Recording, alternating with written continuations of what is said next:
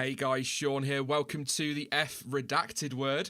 I'm in one of those moods tonight, and to the qualifying watch-along for the Bahrain Grand Prix. It's not the Bahrain Grand Prix, is it? It's Sakhir. I've not changed the graphic, and it's not the race reaction. It's the qualifying watch-along. So far, this stream has gone absolutely flawlessly. How are we all doing this afternoon? Ignore that graphic. I'll try and change it while I'm waffling at some point. We're only going to keep it there for 20 minutes. It's not the race reaction. It is indeed the qualifying watch-along. What a session we've got in store as well. It's looking tasty. Looking very, very tasty. In case you've missed the news this week, where have you been? Lewis Hamilton tested positive for COVID-19. That was confirmed on Tuesday. He'll sit out this weekend. As a result of that, has to self-isolate, of course, for, I think it's 10 days.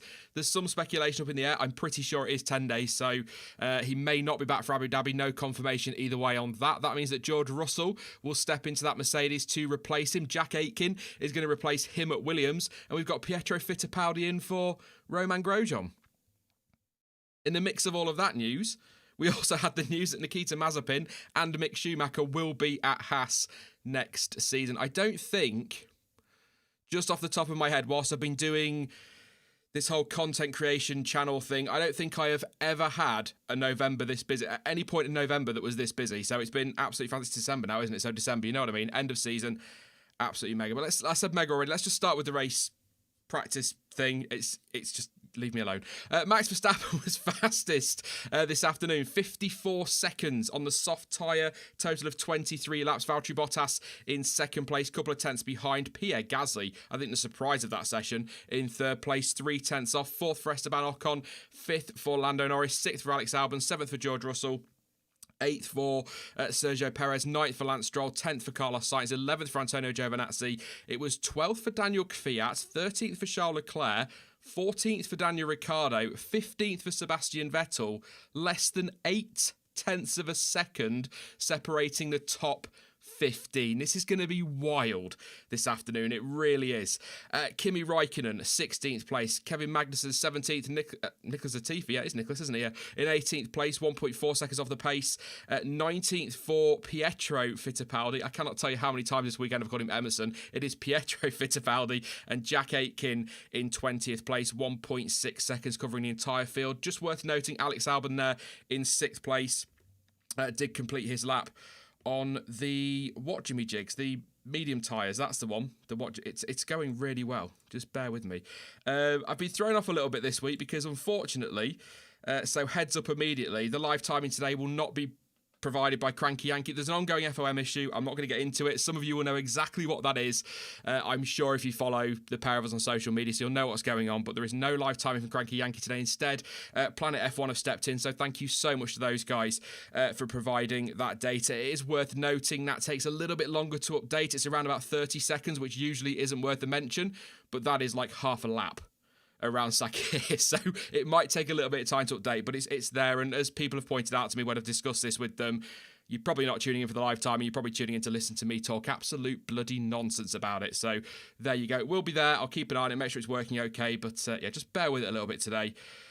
End of season stuff. But how are we doing today? We'll do some predictions in a bit, because there's a few bits to get through, but I'm not going to go mad. We're going to try and chill. It's a nice evening stream, so lovely timings in the UK. I do love these evening races. The only thing that beats it for me is the early morning ones. I always quite like getting up for the Australian Grand Prix at the start of the season. So yeah, I think it's going to be fascinating. And George Russell, I think we've got to have a word on him, because he's got a bit of, I think people are getting a little bit excited about George Russell, which I totally understand, by the way. That's not a criticism. I think everybody has a right to be excited about it.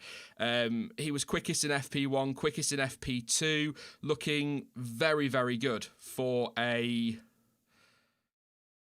decent qualifying result more than anything, and then perhaps even a decent race if you can build on that. And I still think that even though he was down in 7th today, it's not about pole position for George Russell. For me, I'd be happily surprised, but I would be surprised nevertheless if George Russell was on pole position today. I really would be stunned, you could say, because I can't see how a driver can hop into that car with 2 or 3 days notice, start delivering the kind of performance we see from Lewis Hamilton and out qualifying Valtteri Bottas. It'd be incredible if he could do that. It really, really would. So for me, What do we reckon, chap? 2.5 tenths, 3 tenths off Bottas would be decent for him today. I know there's a lot of people that are probably going, no, I want him on pole. Sean, stop it. I want him on pole. But realistically, I think 2.5 tenths would be a very good performance, given that, don't forget, Bottas has been driving that car all year and has been in that team since 2017. And George Russell has been driving that car for, 4 hours in total. So I don't think that's too bad. He is very good in qualifying, as Butterboy just pointing out there in chat. He is Mr. Saturday, as they keep calling him on Sky. So he might surprise us. But I'm not expecting pole. And I think we just need to take a step back and let him do what he needs to do this weekend. His career will not be decided on what happens this weekend at all. Mercedes rate him very highly. I know a lot of people rate him very highly. I think he's maybe controversial opinion. I think as an all-round driver, he's the best one that came up with, the Norris Albon group that came through. I think all-round, as an all-round driver, he's the better driver. I think Norris is the quicker driver, believe it or not. But I do think that, over the course of a race or a season, George Russell would be the better driver, as we saw in F2, of course. So I think he's a top talent. But we also need to calm down, because we've been here before with top talents and then they don't deliver, or the pressure's there, or we expect too much from them and then we're disappointed when they don't get what we want. So I think a couple of tenths off would be solid. But I think Bottas is looking good for pole today. Max Verstappen threw a spanner in the works this morning, if you like. Surprising with that quickest time in FP3, which has got things a little bit exciting. But just bear in mind, I think he topped FP3 last week as well. So doesn't always tell the full story. You can still mess about with engine modes in FP3, so we don't know the true performance of these cars. But 8 tenths, let's say, rounding up slightly, 8 tenths of a second covering the top 14. It could be. This grid could be so mixed up. I think it probably is between Verstappen and Bottas for pole, with Bottas likely the favourite. But you look there on screen just there, Pierre Gasly P3, Ocon 4th, Norris 5th, Perez and Stroll a little bit lower than maybe I was expecting. You've got the Ferraris out of whack, Ricciardo down there in 14th. There's just so many variables, and we could be in this position. We've been here so many times this season where a few thousandths of a second could be the difference between, scraping through Q1 or Q2 and ending up down in 15th place or something. So I'm really excited for this. I know when the live timing thing happened and we had the FOM issues, I thought I'm just not going to bother. But as soon as you see George Russell, Jack Aitken and Pietro Fittipaldi, you kind of go, and you kind of need to. This is going to be good. Even if live timing doesn't work properly, we'll just come back to this screen and we'll talk about it, because I think this is something to get very excited about. And it's nice. It's nice to get excited about this one. I've got to be honest. Usually at this point of the season, with the championships wrapped up, it's a little bit kind of like, oh, is it Australia yet? Are we at March? But it's not this weekend. I'm so hyped for it, and I hope that can carry on into Abu Dhabi. I fear it won't, because Abu Dhabi is generally terrible, in my opinion. I'm not a fan of that track at all. It looks beautiful, but yeah, it's also weird talking to you all this late into December. I think it was around this time last year when the season was finishing. We've still got another race to go, so yeah. I don't know. Predictions, we'll do those in just a moment. I do just want to talk very quickly about a couple of things to note before we go into this session. Track limits at turn 8, which is that really awkward chicane.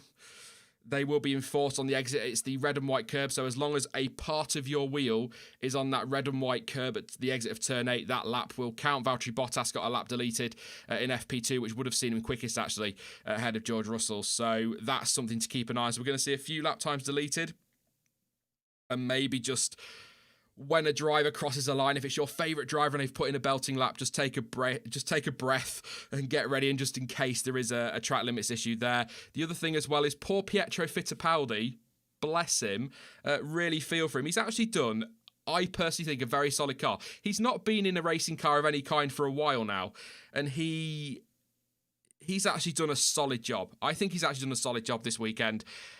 He's now going to be starting from the back of the grid. I think it works out at the moment, or the last time I checked, a 15-place grid penalty, because they've had to change some components with the power unit on that car. So he, on his F1 debut, is going to have to start from the back of the grid. To be honest, and I mean it with the greatest of respect to Haas, to Fittipaldi, to Magnussen, chances were he was going to be down there somewhere anyway, because that Haas is not exactly rapid and it is a power track. So it's not going to totally destroy his weekend, but it would have been nice to see what he could do over over some qualifying pace, see what he could do in quali. So I'm hoping that Haas let him go out full beans and give it a go. So we'll see. Sebastian Vettel also had to have a precautionary engine change before the session, or just after, towards the end of FP3. So as far as I know, that's all fine. I've seen nothing to say that he won't be ready for qualifying, but just something to bear in mind. And no penalties as far as I'm aware, but I will double check that in just a second over on Twitter. So that is what's going on. If you're wondering actually why Fittipaldi gets the penalties, power units, the power unit allocation for the season is for the car. It's not for the driver. So if Magnussen uses, or we'll just use Grosjean in this instance, if Grosjean had used, all of his power unit supply, as soon as Fittipaldi gets in that car, he inherits that. So the power unit allocation is, I suppose the word I'm looking for is, assigned to the car rather than the driver. So yeah, that just clears that one up. But we'll see. We'll go into the FOM issues at some point. I'm sure we could talk about it a little bit later, but we'll gear up for quali. It's you'll see a few content creators. Dan today, what was F1/E reviews is now Racing Reviews. He's changed his name. I think Cranky Yankee's going with Cranky Yankee Motorsport. So keep an eye on that. I'm pretty sure Tomo's already taken the F1 out of his name as well. For me, it's going to be a little bit more awkward because it kind of is an integral part of the name. Otherwise, it doesn't work unless I'm just or something like that. So, yeah, I've not had my email yet, but I'm fully expecting it. But we'll talk about that, I'm sure, at some point. If not today, then there'll be plenty of time over the winter to dig into that one. But expect to see some of your favourite creators with new names and new branding and all sorts over the coming days, weeks and months, whilst some things are left untouched. I'm not going to get into it. Stop it, Sean. We'll leave that one. But I think this is going to be a messy qualifying session. If you watched, the F2 race today, by the way, if you haven't seen it, fantastic. Absolutely brilliant racing, and for the most part, exceptional wheel-to-wheel racing. There were a few questionable moves by a few drivers, but for the most part, some fantastic driving. It was not the crash fest I was expecting. It was not absolute chaos.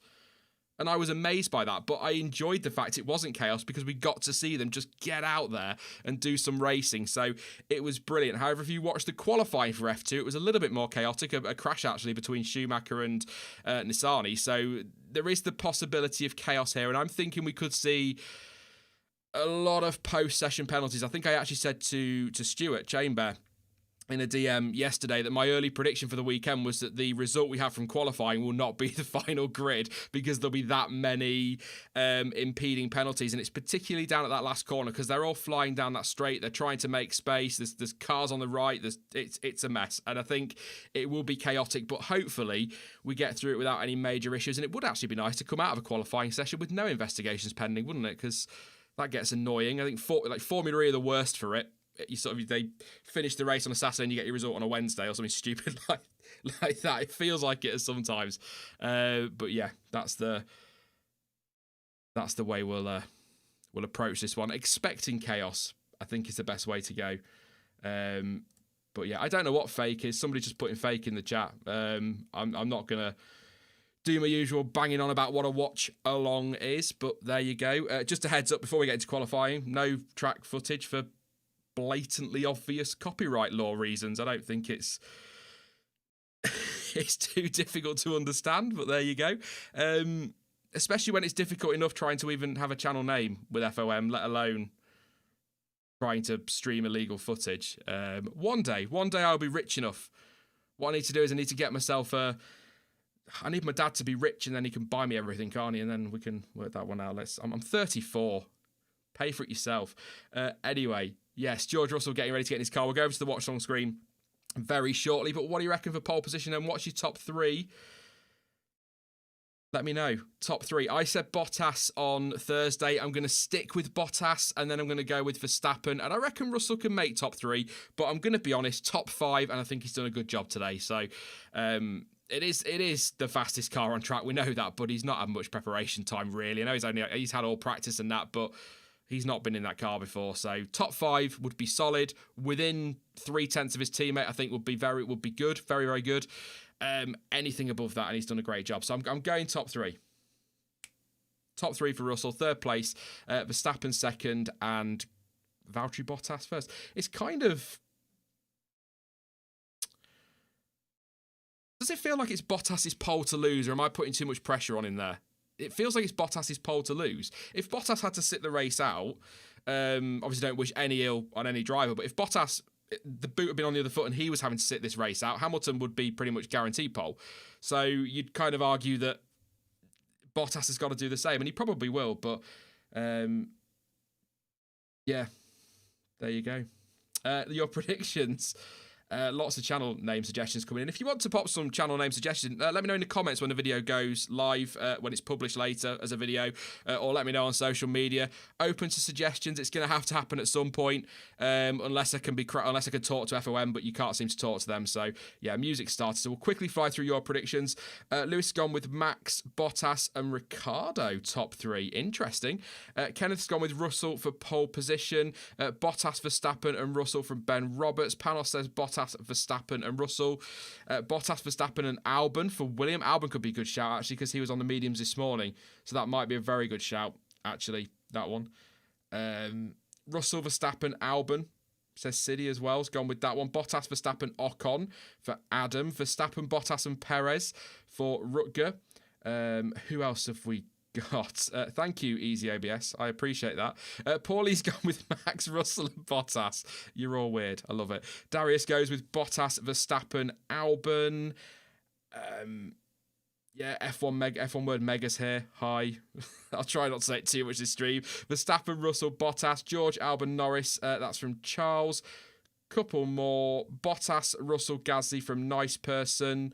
And Kieran's gone with Russell, Albon, and Norris. That'd be a story and a half, wouldn't it? One more. 2 more, actually, will be fair. Rocket's gone with Verstappen, Vettel, Bottas, Albon. And Bottas, Verstappen, Gasly.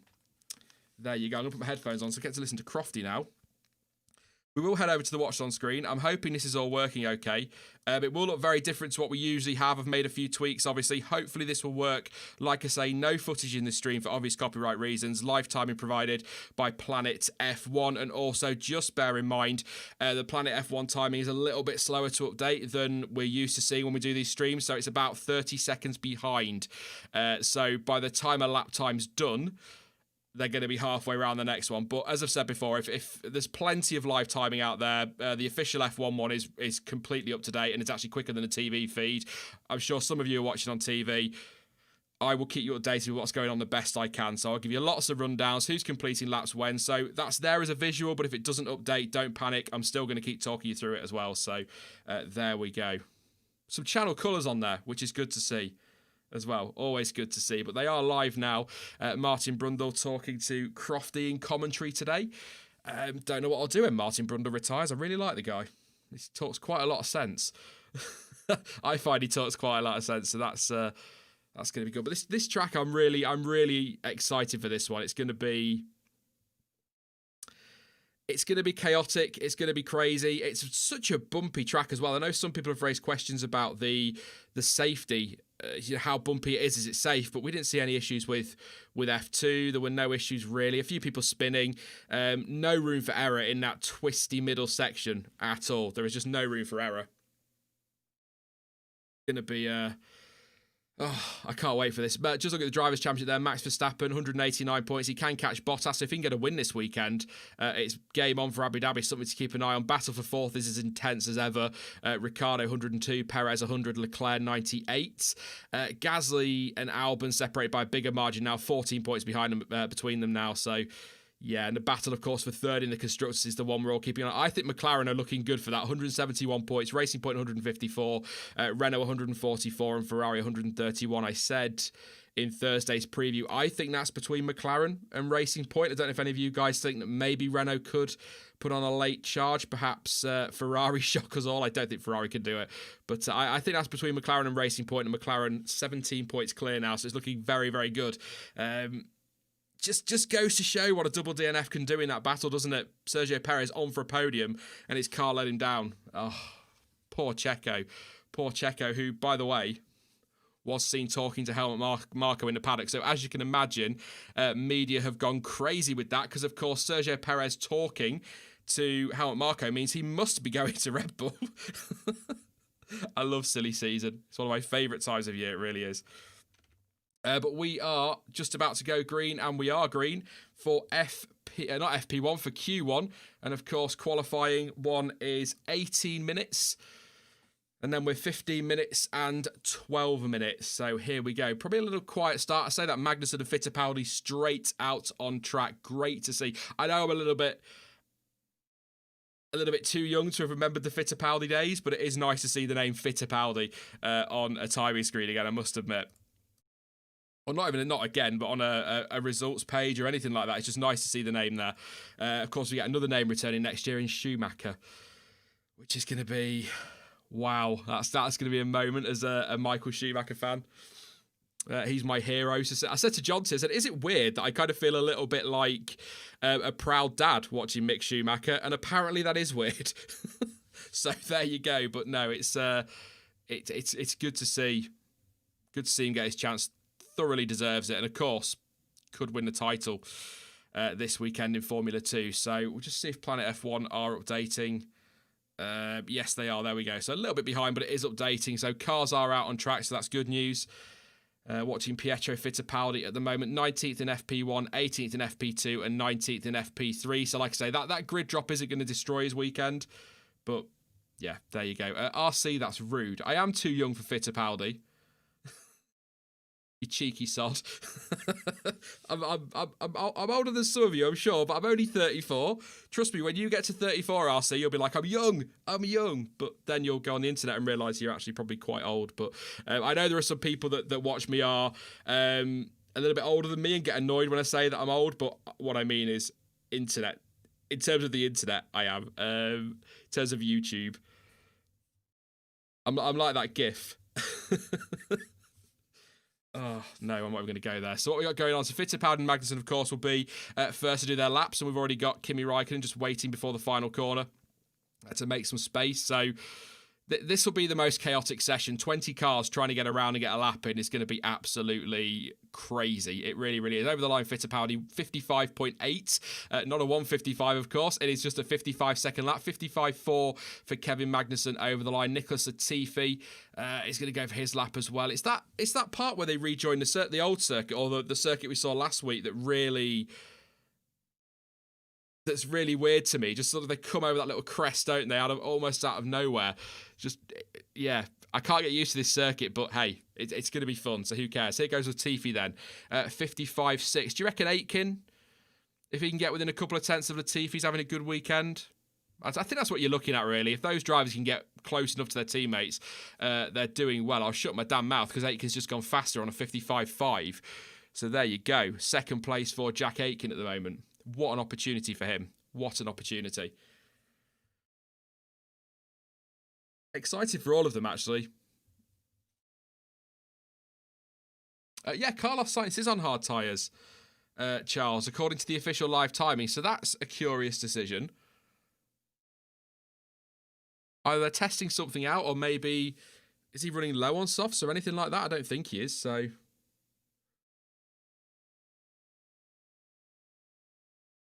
Yeah. That is weird. See, the graphic says hard tyre, so I'll wait to see him on track just to confirm that, but a bit weird to see him out there on those tyres. Everybody else on softs that's gone out at the moment, Raikkonen, Fittipaldi, Latifi, Aitken and Magnussen. He is on the hards. What can he do? Obviously, I was going to say personal best in the first sector, but of course it is because he hasn't set a lap yet. There must be a reason behind that. Supreme confidence, says Lewis. It could be supreme confidence. I like that. Sainz doesn't need soft tyres. He's just that quick. See what he can do. So Magnussen was a 55.4. Sainz is going to come across the line on the hard tyres on a 55.3. So he's gone fastest. There you go, Carlos Sainz. It is supreme confidence. Gasly on the medium. Kvyat on the medium as well. Kimi Raikkonen on board with over the line on the soft, goes third on a 55.4. Back straight off again. They weren't holding up very well for second laps for some drivers this morning, but I think Bottas's fastest time was on his second run, so it might vary per car. I don't know. Also out Leclerc. Is that Leclerc? No, it's not. I'm lying to you. It's Kvyat on the mediums, Gasly on the mediums, and Bottas on. I mean, Bottas could go out on no tyres and still probably get through. So, mediums for him. Sainz did lock up. That's a turn 4 that goes into that turn 5. If you did watch the F2, by the way, Mick Schumacher's move around the outside of, I can't remember, it was around the outside of somebody, was stunning through that middle section. Actually, Nikita Mazepin made a very similar move that was also fantastic. So, yeah, there are overtaking opportunities in F2 through that middle sector, but I wouldn't expect to see too much overtaking, well, probably at all from Formula One, but certainly not in that middle section. You never know. You never know. Gasly purple in the first sector, on the mediums as well, so some good pace out there. Obviously, Sainz set his on the hards, as we've already said. Love to see these cars sparking. It was Tictum. Yes, thank you, Charlotte. Great move. And it was. So I always like seeing Tictum and Schumacher together on track because that history there, isn't there? I love that kind of thing. So, Kimi needs to be careful not to impede. He doesn't. He's getting up to speed. That's okay. So Gasly's going to go fastest. Oh, he's really wide in the final corner, doing an Albon, but not quite sticking it in the wall. But over the line he goes. That's still fastest on a 55.3, but he would have been much quicker than that had he not gone wide. A couple of tenths lost there easily. Leclerc is currently flying at the moment. So is Sebastian Vettel. Leclerc 54.9 on the soft tyres. Surprised to see people using the mediums in this session, actually. What can Sebastian Vettel do? Over the line on a 54.9 as well to go second. So a couple of hundredths between the two Ferraris. Kvyat now fastest 54.7. He's been pretty decent this weekend so far. But here comes Bottas. I mean, he's probably going to go fastest here on the medium tyre. Over the line, he does go fastest, not 1:54.6, just a 54.6. Got to get used to saying that. And Russell goes second, I think. On a 54.7. Yes, he does. So there we go. A tenth of a second, nearly 2 tenths between the two drivers. But they're both on the mediums. Kvyat on the mediums as well. Only a couple of tenths off pole position. This is going to be mad. Lando Norris on the soft tyres. Stroll goes second on the soft tyres now. 54.7. It's all chopping and changing at the moment. It's just Gasly going really wide. Really wide at that final corner. It's a replay from earlier. Perez fastest, 54.2. Soft tyre for him. Got to keep up with these tyres today. Madness. Lando Norris time deleted as well, so he now drops into the elimination zone. No time on the board. Crofty just reminding everyone of the turn 8 track limits, as I was saying earlier. Keep it in the track limits and your lap will stand. That's all you got to do, Lando. Come on. God, sounds so easy on paper, doesn't it? Ocon, who's been solid so far this weekend, actually, through the final corner. 10 minutes to go. Goes 8th on a 55.0. Flameboy Tom YT says maybe they don't have a lot of softs. I think it could be that. I can't think of a tactical reason why in Q1 you'd use up your hards and your mediums. You're going to need them for the race. Obviously, Mercedes might want to save the softs for... Mercedes, Red Bull, for example, might want to save the softs for Q3 for Verstappen and Bottas and for Russell, and then use the mediums in Q2. But there's no tactical advantage for sites to use a hard tyre in Q1, for example. So it could just be that they're low on sets. I can have a quick look on Twitter, actually, while Albon's coming around to complete his lap and see if we've got a list from Pirelli of what each team have got left. They usually do put them out, to be fair. It tends to have to qualify now, so... no word from Pirelli on what sets are left, so... It could be that. It could be that.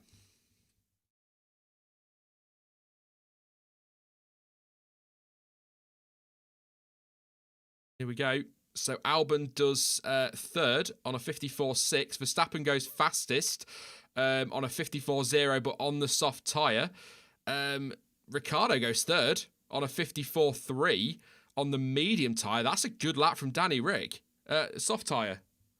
Yeah, soft tyre for Danny Rick, not the medium. I got excited then. I was looking at the wrong part of his car. It's the round bits, Sean. Come on. Magnussen moves up to 12th place on a 55-0.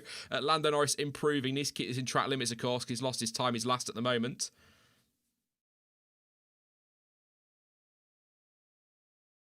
A couple of people actually talking about college football, apparently on ESPN in the US rather than qualifying, so that's a shame. Especially this session, especially this weekend. You want to see the racing. If it happens for Abu Dhabi, probably doesn't matter. But for this weekend, that is a shame. Genuinely a shame. There's Norris over the line, goes 9th, 54.8. It's why F1 TV, once they can get these Sky deals finished, it's why F1 TV really needs to go worldwide so that fans that are willing to pay that, I think it's about, is that £12 a month or something for all the sessions and all the races live, they can pay that rather than having to rely on Sky and people like other Sky. For all their faults, their coverage is good. I don't think it's been as good this year as it has in previous years, but I won't criticise them for that because we've had a very weird year, haven't we? And everything's had to be put on the back burner and rushed around and changed a lot. So we'll let people off. Stroll goes 4th, 54.5, and just traffic on the start-finish straight, trying to keep out of the way. Fittipaldi goes 18th, ahead of Aitken and Latifi.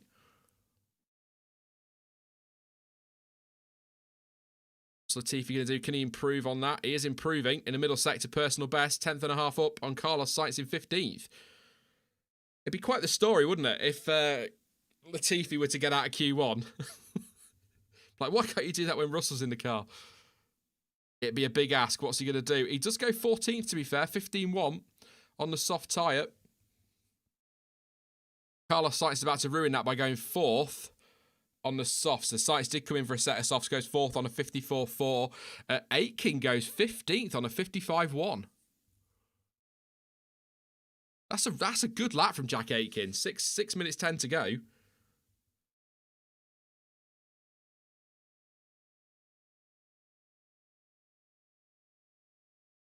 $10 a month apparently in the US for F1 TV. It's not bad, is it? I mean, I know Sky's only, I think it works sort of 10, 11, 12 pound a month, but you have to have a base package. So you've got to have like a standard entertainment package, which is usually about 20 quid a month. So when people say, oh well, Sky Sports F1's only a tenner a month, it's not actually, because you've got to have a basic Sky package as well. So if you already have Sky and add it, it's £10 a month. If you don't have Sky and you're getting it specifically for F1, it's about £30 a month, if you know what I mean. So I think that's why a lot of people who just want the F1 prefer things like Now TV, so they can buy the weekend passes as and when they want to.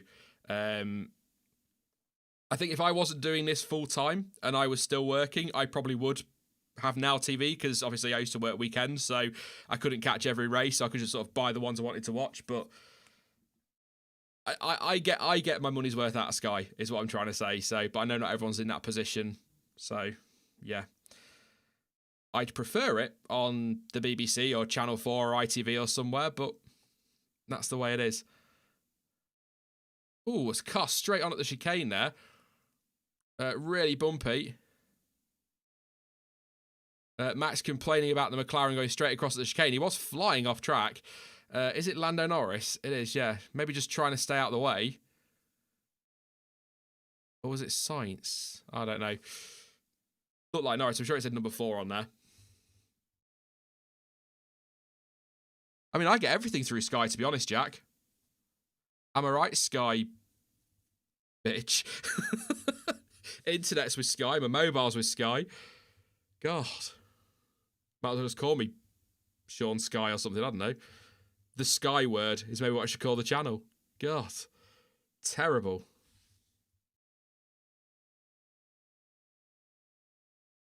We've got Kimi Räikkönen. What we got? So we've got 3 minutes and 55 to go. The order at the moment, Max Verstappen, Sergio Perez, Daniel Ricciardo separated by 3.5 tenths. Then you've got Carlos Sainz in 4th, Lance Stroll 5th, Valtteri Bottas 6th, Alex Albon in 7th. George Russell down in 8th place, 9th for Daniel Kvyat, 10th for Lando Norris, 11th for Charles Leclerc, 12th for Sebastian Vettel.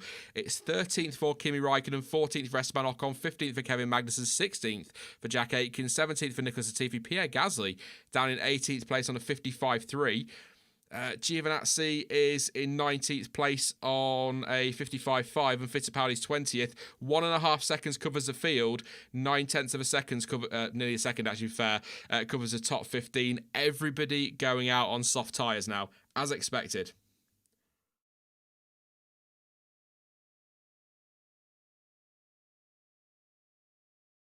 Yeah, live timing might be stuck. On the official page, it's stuck, and it looks to be stuck on the graphic as well. So, there's nothing I can do about it, unfortunately. Sorry, guys. It's just something that Planet F1 have to deal with if it happens. So I have to wait for them to update it. But I'll keep you updated what's going on. Don't worry. I won't stop keeping you updated. But yeah, apologies for that. Like I said, not much I can do. In fact, there's actually nothing I can do. I say not much I can do. Other than sending a message, there's not really anything I can do, and they will be aware they've got a problem. So I will run you through it as it happens, so don't worry. Pierre Gasly coming through the middle section now, the twisty bit onto the old part of the track, as I like to call it. That long straight, half a second up on Magnussen. There's traffic at the final couple of corners. Lando needs to get on with it. He does. The Williams boys stay out of the way. Coming up to the 2-minute mark, Pierre Gasly flies around that final corner down the straight. What can he do? He goes second on a 54.2. Good lap from Gasly. Magnussen goes 9th on a 54.7. Remember, I got excited about that, and he'll probably end up 19th because that's the way it seems to go. Bottas, 53.9, goes fastest. Russell goes third on a 54.1. Verstappen still in between them, or is in between them now. Leclerc goes 6th on a 54.2. What can Seb Vettel do? Fiat go 7th on a 54.3. Easy to get around again and get another lap in, but they'll need to do a charge lap as well. But they should have enough time to get around if they need to. We're running out of time now, though. Giovinazzi goes 11th, 54 something. I missed that. Ocon goes up into 8th place on a 54.3. Giovinazzi was a 54.5. What can Norris do? Up to 4th place, 54.1. K-Mag down to 16th, I did say. That wouldn't last very long. Latifi 17th on a 54.7. Jack Aitken 18th, 54.8. They should be able to charge things up. They can crack on with it. What can Fittipaldi do? Probably going to run out of time. This is his last shot, really. 55.4, P20. Starts there anyway, regardless of where he qualified.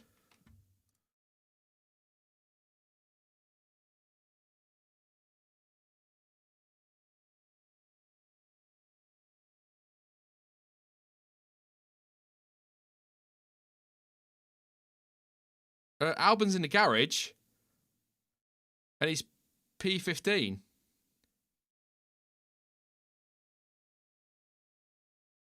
So what's... now then, Alex Albon is P15. He's in the garage. I've missed that. Alex Albon's in the garage, P15. I think Kimi Räikkönen's going to do a lap. That is the flag. He might be okay. I'm just waiting for Kimi Räikkönen. I don't think Kimi's doing enough here. So I think Albon's okay. It was I just caught him there and sat in the garage. Wonder what was going on, but I don't think we're going to see anything from Räikkönen.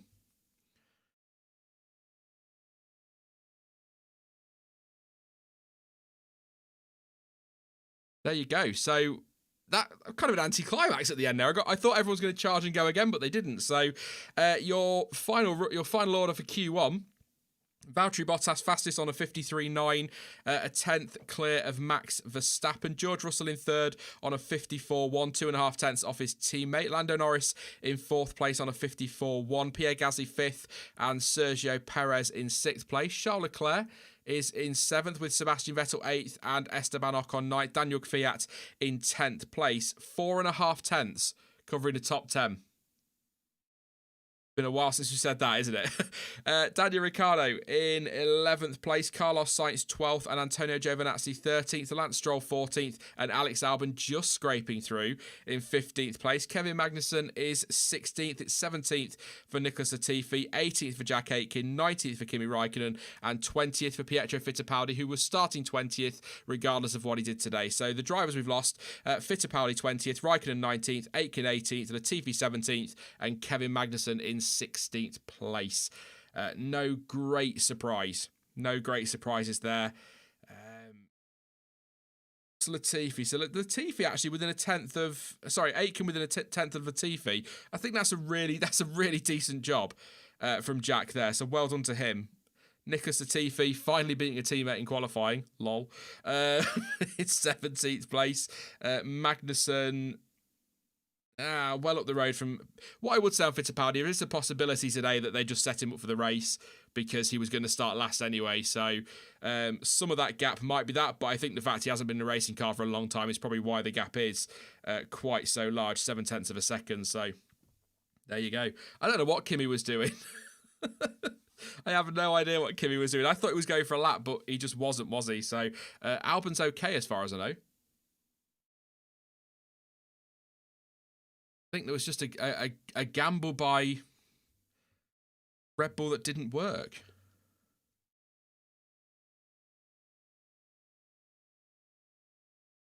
So yeah, weird one there. Chat to you guys for a little bit before we get on to the next one. Timing appears to be working again, so like I say, they do tend to fix the issues pretty quickly when they have them to Planet F1, so all good there, but I'll always keep you updated with what's going on.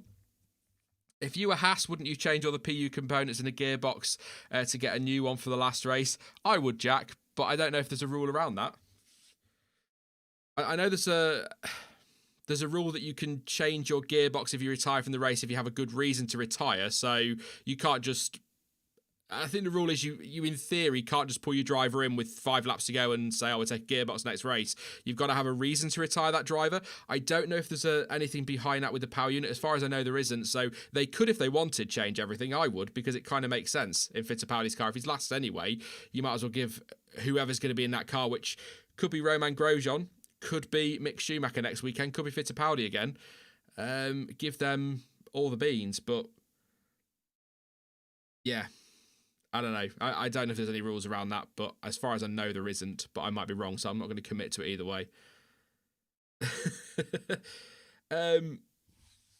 George says, come on, guys, give a like to the stream. Yeah, please do drop a like. 1,100 watching, 148 likes. A few more, always appreciate. And don't forget to subscribe if you're new. Live tomorrow as well with the race reaction, joined by Chamber for that one again. We're going to be talking about the racing around the oval that isn't a bloody oval. Don't get me started. I will start. It's amazing how many rants I've thrown at Stuart over the last few weeks about this. It's not an oval. Yeah, Crofty yesterday qualifying. It's not a proper oval. No, Crofty, it's not an oval at all. Good point on Giovinazzi, actually. Great standout performance. Q2. Thank you, Tracy, for that one. 13th place. Out qualifying Kimi again. I think Giovinazzi, he's not a driver that for me... I don't think he's an amazing driver, but he's a solid driver, and he's done a lot better in Formula One. I've said this a lot over the last 2 years. He's done a lot better than I expected him to. When he first got the drive, I was like, oh, God. I didn't expect him to do well. He's actually done okay. He's taken the fight to Kimi, and I like that. So I think he could be standout performer from Q1. But then you've got Gasly up in 5th again. You know, Kvyat's up there in 10th, but I think Gio did a great job to get through. Yeah. Excited for that one. What's the time when the car will come back out? Should be out in the next minute, I think. Usually about a minute. I need to change all my timers and that in a second. But they're usually pretty quick to turn them around. Q2. As we saw in Turkey, a little bit too quick. Andrew says that F1 word, can't tell if we're watching F1 or IndyCar. Definitely F1. Definitely F1. Come on, Russell, says Charlie Frost. It's more like is that a trapezoid? From Moymeister? I prefer squoval. It's not really a word, but I like squoval. I really, really do. Hi to Scout Gaming. Good afternoon. Thank you for popping along. Or good evening, isn't it? It's an evening one here in the UK. Don't know what time it is where you are in the world. Feel free to let me know. Watching Pierre Gasly. Sparks flying from the back of the car. Some fantastic pictures on XPB I've been enjoying downloading today for this one. Lots of lovely photos. A lot of sparks actually on that AlphaTauri, to be fair.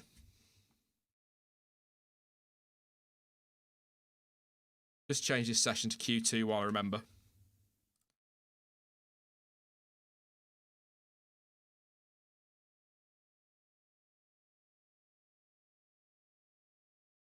Listening to... I thought they were talking about Albon there. They weren't talking about Albon. Sorry, I thought they were talking about it might have been a problem, but I think Ted Kravitz was saying a minute ago they just took a chance. They were comfortable getting through. There you go. We are go for Q2, so that's good news. I'll set the timer off in just a second. Just wait for the thing to catch up. We are go. There we go. Ready for this one.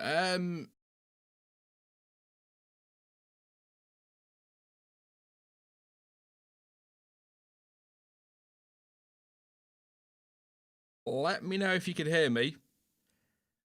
Hopefully, we're running okay.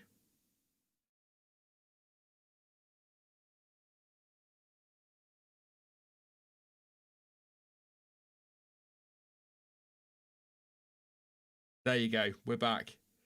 Apologies for that. I'm probably going to go out on a limb and say, because this is about the third one of these we've had issues with all sorts of stuff. This could well be the last qualifying watch along of the season. I'll leave it at that. I'm not going to commit to it 100%, but just be aware next week, if there isn't a stream, that'll be why, because it's happening all the time now. I've got all sorts of internet issues.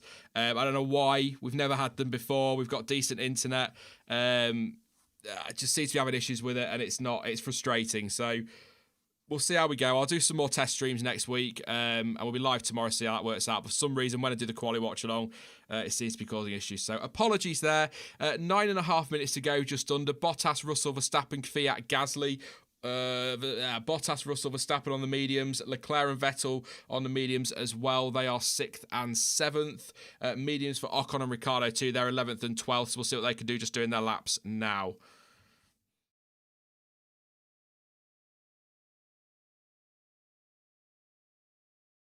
So let's see what we can do. We'll see what we're going to get. Please do drop a like, because that's going to destroy the stream in terms of analytics with YouTube. So every like is going to be critical this stream. So please do drop a like. That'd be massively appreciated for this one. You probably don't like it now that it's not working properly, but there we go. Yeah. Ocon goes 5th actually on the mediums, 4 tenths off Bottas, so that's not too bad. But of course, as we saw in Q1, 4 tenths separate the top 10, so it could be very, very close, this one. Yeah, Russell with a 100th of a second. 16 1,000ths off Bottas. You know, that's solid. It's solid. I said within a couple of tenths will be mega. There you go. Everyone's hyped about this idea of Russell pole, and I'm not convinced it'll happen. I hope it does. It'll be a great story, but I just think if he's that close to him, that's a very good. I didn't see Bottas's laps because Tubi's trying to sort the stream out, so I don't know if there's a problem or anything, but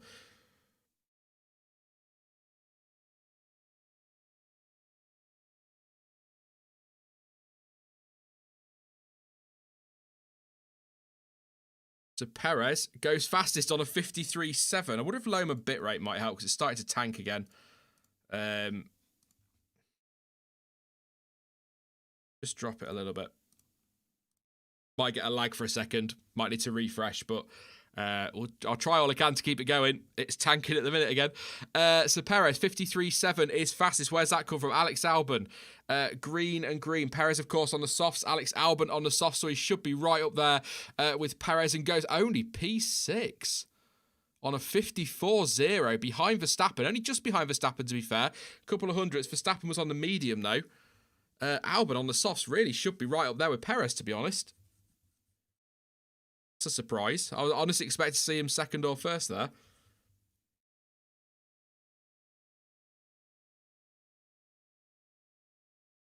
Good spot there from Martin Brundle. The top 4 covered by half a tenth. Of course, Bottas and Russell on the mediums, and the 2 racing points on the softs. So that's where some of that time is. But it's still nice to see. This weekend, obviously, it's just blown wide open. Sainz is currently absolutely flying out there. Absolutely flying. So is Lando Norris, to be fair. No, wrong one. Doesn't matter. It wasn't Lando Norris. It is Carlos Sainz. What can he do? Over the line, he's going to get himself well through. Goes P3 on a 53.8. Splits the Mercedes on the soft tyre, though, again. Not taking anything away from these drivers when that happens, but it's on the soft, so that's part of the reason. So now half a tenth separates the top 5. Got a Ferrari going for a lap now. Looks like it's going to be Seb Vettel. It is indeed, from the nose cone. Mediums on both the Ferraris, which... Well, that's curious. Ferrari going for the mediums here. Perez, Bottas, Sainz, Russell, Stroll, Verstappen, Albon, Kvyat, Ricciardo, Ocon, your top 10. But that's curious, because if they don't get through, they've just wasted a set of mediums from the race. Surely they're better going for the softs and just... Because they're not going to have the pace, are they? Surely. I mean, I might be proven very wrong in a minute. Seb Vettel might go 4th fastest or something and get through, but... It seems odd. Not a lot of softs, as a lot of you are saying, which I think it is, to be honest, because they want to save the mediums and hards for the race, don't they? So maybe they got through all the softs in practice. That's probably what's gone on there. Vettel abandons the lap. So I wonder if that's straight in for a set of softs. Coming to the 5-minute mark. Leclerc goes 6th, to be fair, on the mediums. 54.0. That will not... I can't see that being enough to get through it. It's so close. I think the only... And I mean this with as much love in the world as I can for him. The only driver that is probably likely to drop out is Antonio Giovinazzi. He's the one probably, if you were going into this session, guaranteed exit. But other than that, no idea. You'd expect the Mercedes to get through. You'd expect the Red Bulls to get through. Behind that, I have no idea. Top 14 separated by 9/10 of a second. Top 5 covered by half a tenth. 6th to 11th separated by 2/10. There's just nothing in this at all. Absolutely nothing in this at all.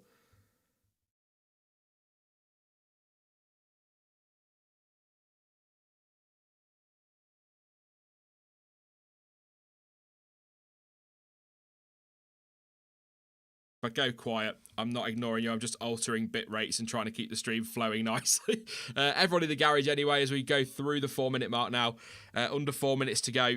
If you are just tuning in, welcome. First of all, we've already lost Kevin Magnussen, Nicholas Latifi, Jack Aitken, Kimi Raikkonen and Pietro Fittipaldi. And your top 15, Perez, Bottas, Sainz, Russell, Stroll, Leclerc, Verstappen, Albon. And then it's Kvyat, Ricciardo, Ocon, Gasly, Vettel, Norris, Giovinazzi. With Giovinazzi, Norris, Vettel, Gasly and Ocon all currently dropping out. With 3.5 minutes to go, though, this is anybody's game. Or anybody's guess, really, as to who's going to get through.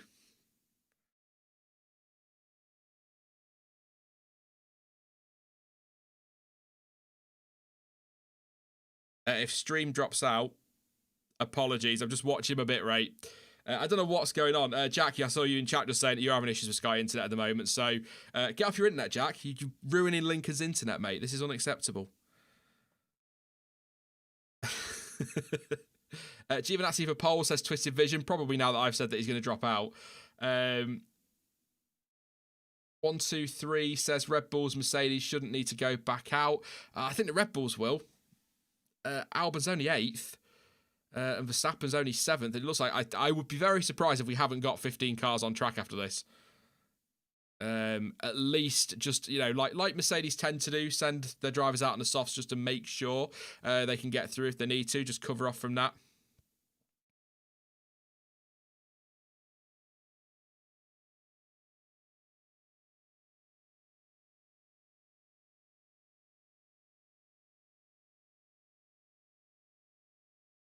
Here we go. So, coming out on track. I'll tell you what tyres are on as well once they all get out there. But Perez is out there. Stroll is out there. Ricciardo, he's going out too. It'll be basically everybody I would suspect. Do Mercedes feel confident in 2nd and 4th with the gaps being so marginal? And it looks like everybody is going to head out on the softs. It's a gamble, isn't it? It is a gamble.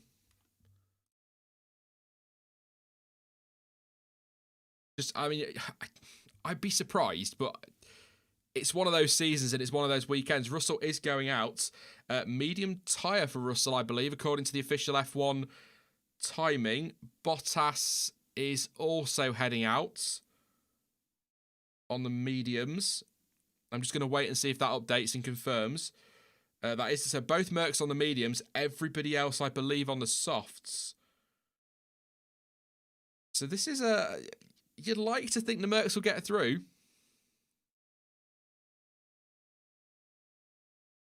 This could be interesting. We're coming up to the final minute. I was going to say, the whole session's been fascinating so far. There's nothing between these drivers. It's been a while since... Obviously, the short circuit means that drivers are closer anyway, but it looks like everybody's on the softs except for the Mercs. The graphic for Leclerc hasn't updated yet, so I assume that is the same.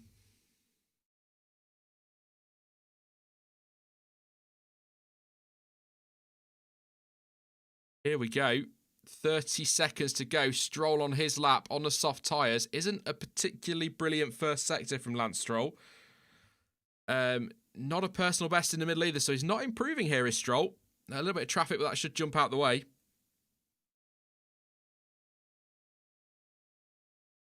Here we go. Lance Stroll over the line. What's he going to do? Was P5.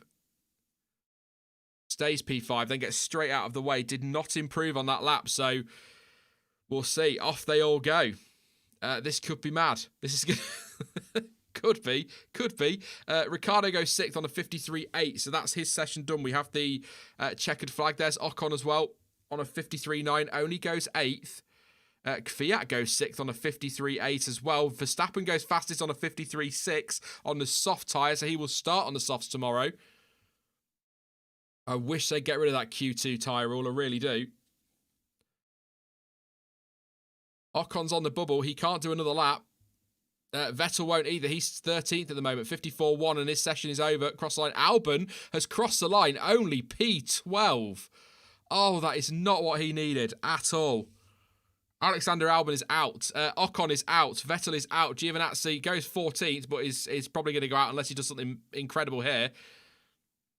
Lando Norris is 15th at the moment and stays 15th. Wow, some massive shocks in that one. A shake of the head from Chris, quite clear shake of the head there from Christian Horner. I wonder what the excuses will be. Or not the excuse, that sounds awful. I didn't mean it like that at all. I meant the reasons. Apologies, Albon fans. I wasn't throwing shade. I actually meant reasons. What that will be. But he's on the soft tyre. His teammate went fastest. He went 12th. But amazingly, not even 4/10 off his teammate.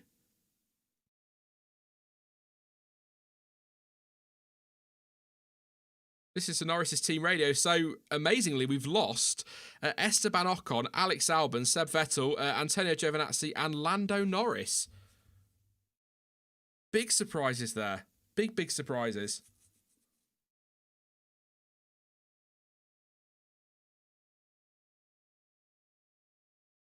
Wow.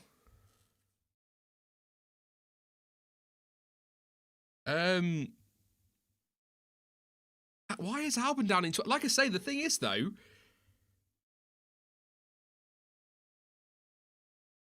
I'm just trying to think off the top of my head. He's just under 4/10 off Max Verstappen. That's, weirdly enough, despite the fact he's 12th, not actually that far off the pace that he's been demonstrating compared to his teammate in the past. I know sometimes he's been a lot further off and other times he's been closer, but... You know, getting on for 4/10 would sound about right. But of course, today, the difference is he's down in 12th place rather than, say, 7th or 8th. So that is a disaster for him. But if you... Max Verstappen fastest in Q2. Sergio Perez in 2nd place. A 10th of a second off. Both Max Verstappen and Sergio Perez will start on the soft tyre tomorrow. Valtteri Bottas in 3rd place, 53.8, 10th and a half off. He starts on the medium. Carlos Sainz in 4th. He will start on the soft tyre. George Russell in 5th on the medium tyre. 6th for Charles Leclerc. 7th for Lance Stroll. Both will start on the softs. 8th for Kvyat, Ricciardo 9th, and Gasly 10th. They will all start on the softs. And then it's free choice of tyre, but they're out for Esteban Ocon, Alex Albon, Seb Vettel, Antonio Giovinazzi, and Lando Norris. And I've just seen a great comment I wanted to read. Possibly a couple of people said this. They have actually, yeah. So, Plastic Puppet says 4/10 on a 54-second track is a lot, and Charlotte said the same. The track is so short though, so 4/10 is a lot more than usual. That's an excellent point.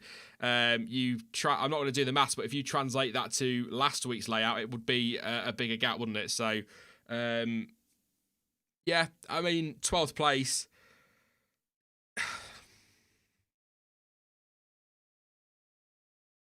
He's in the seat next year. I'm not. I'm so convinced of that he will be in that seat next year. So I don't think it really makes any odds, but there you go. We'll see. So it's looking like it's anybody for pole on paper, but I'd be very surprised if it isn't a Mercedes. So what do you reckon then? We're between sessions. I'll read a few out so that people get a little shout out as well. We'll try and do as many as we can before Q3 starts. Who's on pole position? Who are you going for? Just a surname for pole. Let me know. I'll read them in just a second. I'm going to get everything else ready to go so that I can just be like, boom, done.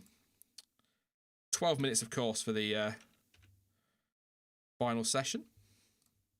Very exciting.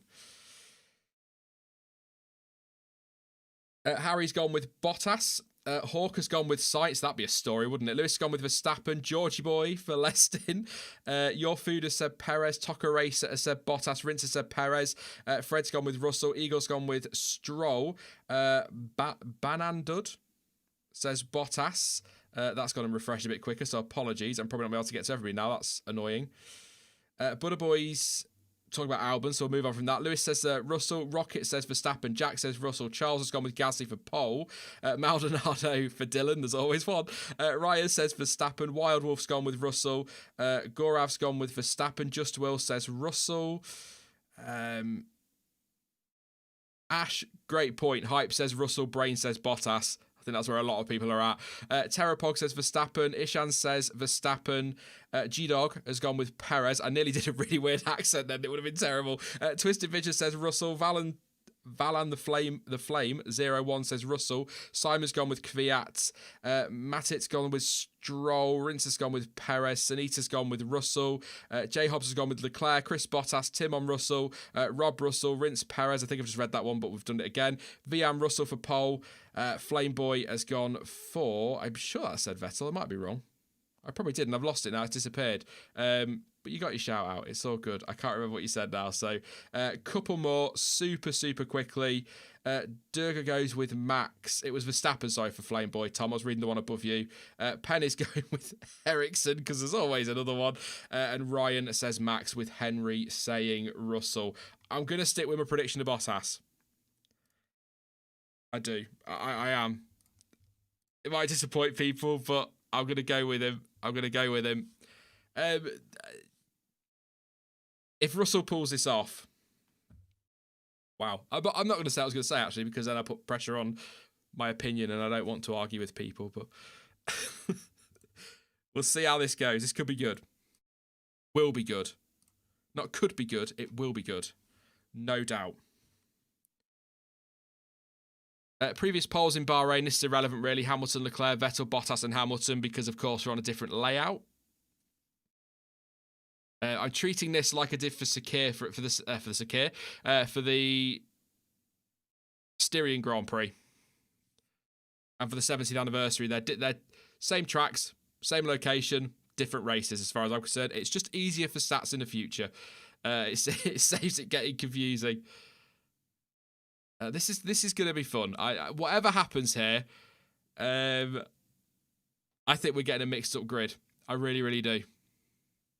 I still think we'll be looking at a Mercedes for pole, but I think Verstappen's got a shot of, if he's on the front row, we've got a race tomorrow. I mean, we've got a race anyway, haven't we? Here we go. We are away 12 minutes for Q3. Deep breaths. Here we go.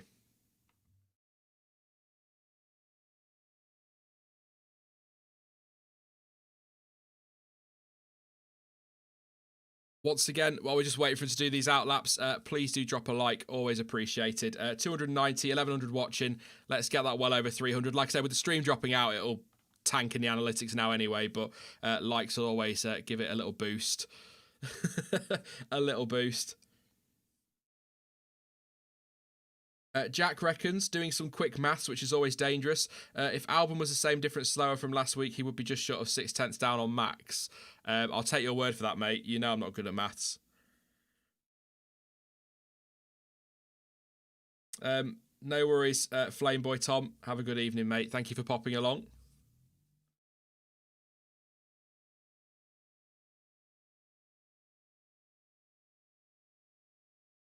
I'm just getting a little... everyone's sort of backing up now.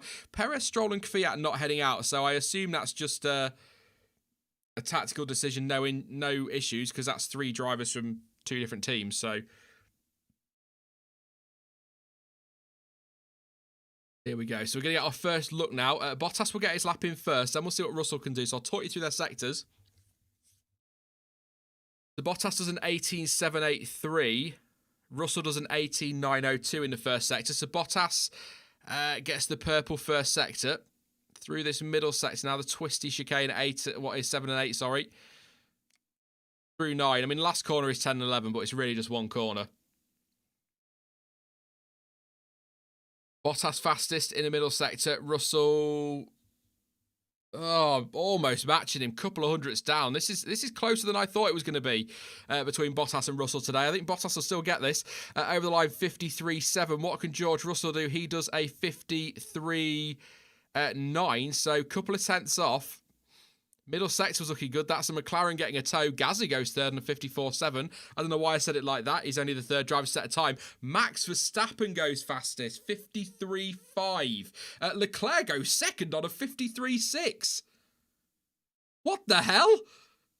2 hundredths of Max Verstappen. Charles Leclerc has borrowed last year's Ferrari. Daniel Ricciardo 5th. Where the hell has that come from?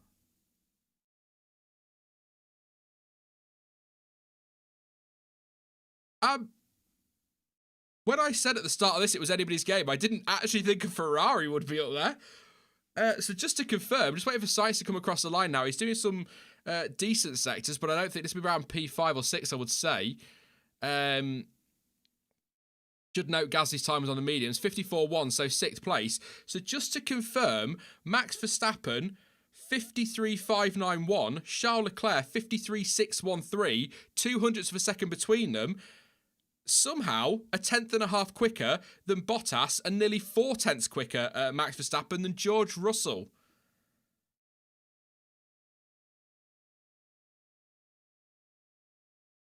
Leclerc saying over the radio that lap was very good. No shit. That was fantastic. I was not expecting that. Wow.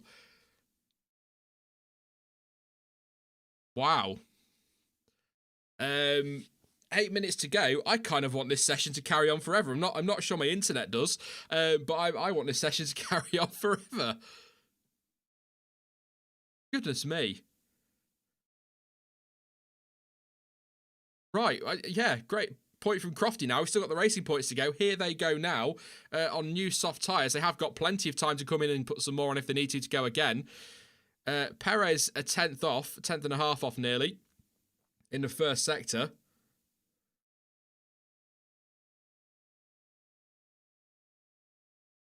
Stroll 3.5 tenths down. So Racing Point not as quick as perhaps some might have expected this week. I know I predicted them to be best of the rest, but I mean, it could be Ferrari best of the rest with Leclerc up there in second place.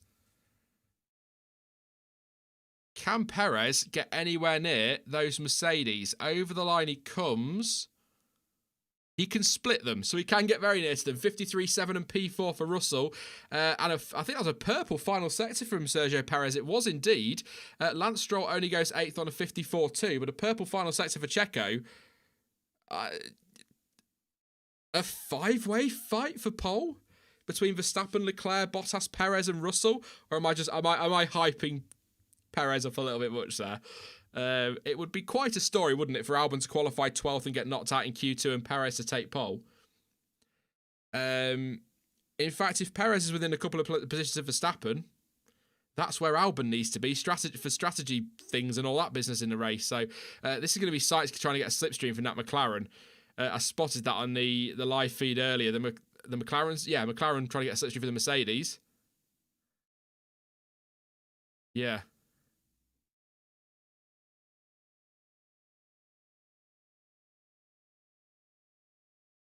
Interesting from Sykes there. Thinks that the tail was given on purpose. I don't know. Leclerc's out the car. Probably got a nosebleed up there in second place. He's smiling. You can see him in his crash helmet by his eyes that he's smiling. That is not what we're expecting to see a Ferrari today. Right then, here we go. Our Mercedes are gonna come in here now and totally dominate and. He's purple. Bottas purple in the first sector. 18.656, 6/100ths up. So it is close. It is going to be close. Russell 300ths down on Verstappen, I think that is. So this is going to be close, and there's still plenty of time to do a couple of runs here. We've got 5.5 minutes to go. A lap is less than a minute. Bottas, that is a hot middle sector from Bottas, 2/10 up. And Russell, a little bit quicker as well than Verstappen, so we're about to have a Mercedes 1-2, I think, if Russell can hook up the final sector, and so can Bottas. So here goes Bottas. Goes pole 53.3, 2/10 quicker than Verstappen. And here goes Russell. Will he get himself on the front row? He does indeed on a 53.5. A 10.5 off Valtteri Bottas. If that stays like that, that's a great result for George Russell, to be honest. I said top 5 would be very good for him in the prediction, so that would be very, very... I mean, Max Verstappen's thinking, oh, damn it. Charles Leclerc probably running back to his car now.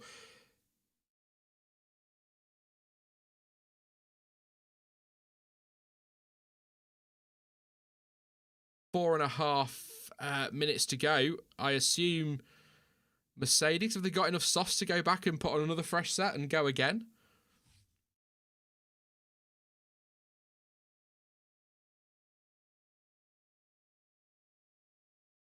Verstappen third, Leclerc fourth. I think we're going to have a little bit of a quiet moment here because it's quite a way. They've got 4 minutes to go. Like I say, a lap is a minute, so they might not be going out for a little while now. So I say a little while, probably a couple of minutes, but crazy. So your top, Leclerc's not back in the car yet. Right, maybe that is it. But Bottas currently fastest, a 10.5 quicker than George Russell in second place. So weird to see George Russell up there in second, whether he's in a Mercedes or not. Russell saying he can't get the rotation in turn 1. Max Verstappen third, 2/10 off pole position. Charles Leclerc, the big surprise of the day so far, in fourth place, 2/10 off as well. Sergio Perez in fifth place, 4/10 off. Daniel Ricciardo sixth is 6/10 off. It's seventh for Carlos Sainz, who is 7/10 off. Eighth for Lance Stroll is 8/10 off. What a shame. Pierre Gasly's more than 9/10 off in ninth place, but he's 1.3, and Daniel Kvyat has not set a time yet. So Bottas, Russell, Verstappen, Leclerc, Perez, Ricciardo, Sainz, Stroll, Gasly, and Kvyat.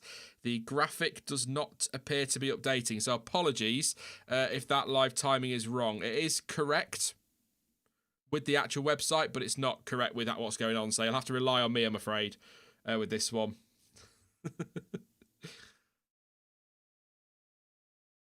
2 minutes 50 to go. What are you guys saying in chat? We'll wait for people to get out there. The problems with these ones is outlaps are super quick. So Theodore says, where is Albon? He's down in 12th place, mate.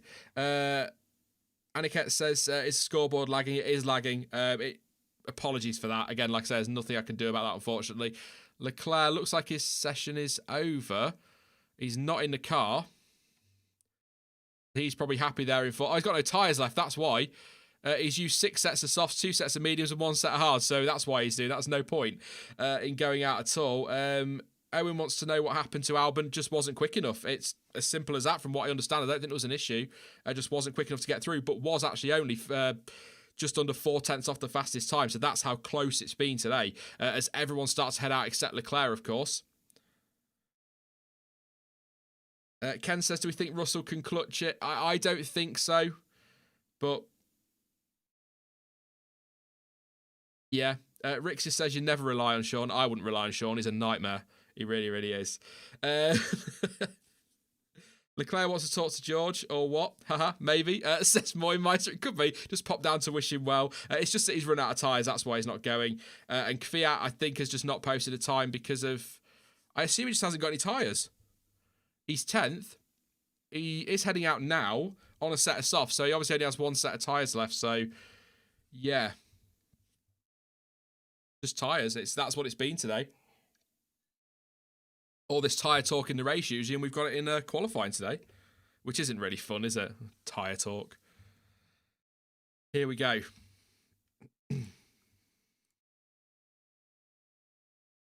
Bottas, minute to go, will be first to do his lap. Then it'll be Russell, Verstappen, and Ricciardo in that order. This is going to happen very, very quickly. So that graphic isn't updating anyway. I'd probably ignore that if I were you and just listen to this, because this is going to be a very, very quick... In fact, by the time I finish this sentence, it'll be over, because here comes Bottas through the first couple of corners now and into that first sector. What can he do? Will he improve on his 18.597? No, he won't. He's down. Couple of hundredths down on his time. Russell, a couple of hundredths off him in the first sector as well. So... doesn't look like George is going to do it unless he pulls out a mega middle sector. What can Verstappen do? He's down as well. So at the moment, Bottas in control. But they're coming through the middle sector already. What can Bottas do? A 10th down his own time, so he's not improving. So it's wide open if somebody wants it, if they can improve. Personal best from Russell, but a 10th down on the fastest time. Verstappen has also gone quicker in the middle sector than his personal best, but it is not purple. Bottas does a purple final sector, but does not improve. 53.4. Here goes George Russell over the line, does a 53.4. Verstappen goes third on a 53.4. George Russell, 26 thousandths of a second off pole. Sergio Perez over the line stays 5th. Charles Leclerc is going to be 4th unless Sainz, Stroll or Gasly could do something special here. Gasly goes 8th place on a 54.1. Lance Stroll coming over the line now. Does a 54.2. And this is Daniel Kvyat. What's he doing out there? Carlos Sainz is doing some personal best as well. Kvyat goes 6th on a 53.9. And over the line goes Sainz to stay in P8. So Valtteri Bottas is on pole position for the Sakhir Grand Prix, but by just 26 thousandths of a second from a guy who hadn't driven that car before Friday morning. Wow, what a performance from George Russell, and a big result actually for Bottas, but there's nothing between them. As I honestly thought Bottas had this in the bag comfortably. He's got pole, but there's nothing between them. But Max Verstappen in third is half a tenth off pole. The top three separated by 0.056. That is the Formula One we love. Nothing between the top three. Game on tomorrow. Red Bull's race pace was solid yesterday, so we've got a hell of a race on tomorrow. Phenomenal.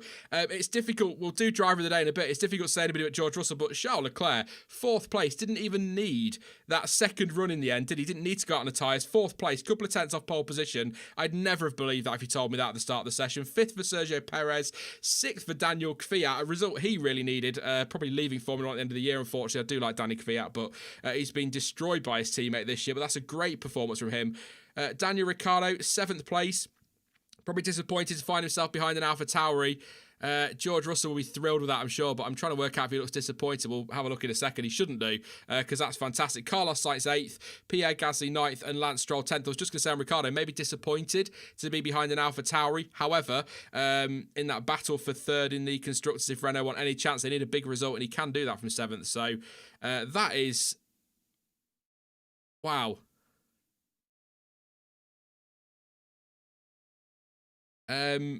Yeah. There is some bad news, though. Really bad news. Russell's qualifying run is over. He's just been beaten by a teammate for the first time in Formula One by nothing. So close. What a performance. That is the final result. See you later, Plastic Puppet. Thanks for popping along, mate. Good to talk to you. Hopefully see you for the race reaction tomorrow, maybe. If you're disappointed with that session, you're mad. If you are disappearing now because you just stick around for the commentary bit, then thank you for coming. Please do drop a like before you disappear. Always appreciate it, and hopefully I'll see you tomorrow for the race reaction. We'll stay live for a little bit longer. I'll do my usual awkward 10-second pause and then go into my results thing for anybody that tunes in later just for some reaction. We'll see what the drivers say as they get out of the car, as we always do. I'll take some of your questions as well, and we'll see how we go. But wow. I would not have believed you if you'd said Charles Leclerc top 4. I certainly wouldn't have believed you if you said he'd be 2.5 tenths off pole. And I genuinely, as much as I know a lot of you are hyped for him, I would not have ever believed that George Russell would be that close to Bottas. I really, yeah. I think that's... I said, what, within 3 tenths, 2.5 tenths of Bottas, and that would be a great performance. What are we calling that then? We're calling it mega. Is it a mega performance from George? I'm not fanboying over him before anybody throws that accusation. I don't care if he's British, German, Italian, or from the moon. I couldn't care less. I'm not fanboying over him. It's just such a great story to go from the worst car on the grid, or one of the worst cars on the grid. I'd argue the Haas might be right down there with them, but the worst car on the grid to the best car, and to do that in the space of a few days is incredible. Absolutely incredible. So, yeah, properly mega. That's what I'm going to go with. Well done, George Russell. Congratulations, of course, to Valtteri Bottas for pole position. I'm talking like Russell got pole. I'm going to half listen to Bottas, but I'm just going to say that result there confirms how I feel about both those drivers at the front. That's all I'm going to say. We'll get into that tomorrow. Wait and see what happens in the race first, but yeah.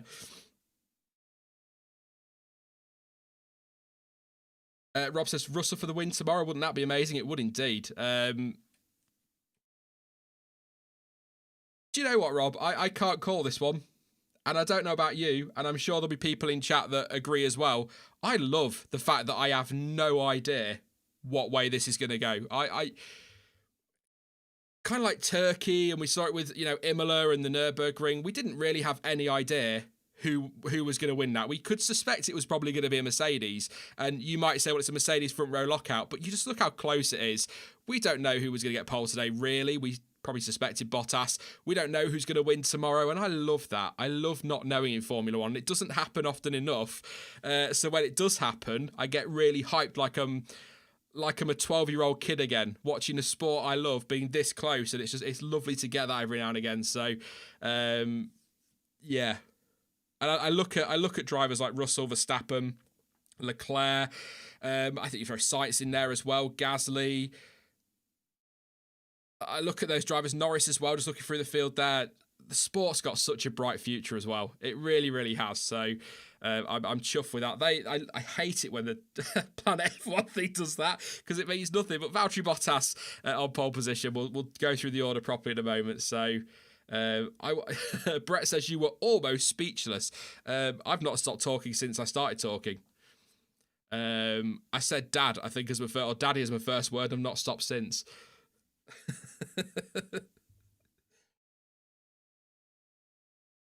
I'm not a quiet person. Weird, actually, I'm more quiet than it doesn't matter. So listening to George Russell. Paul DeRest saying you've got to be delighted with that. He's got to be thrilled.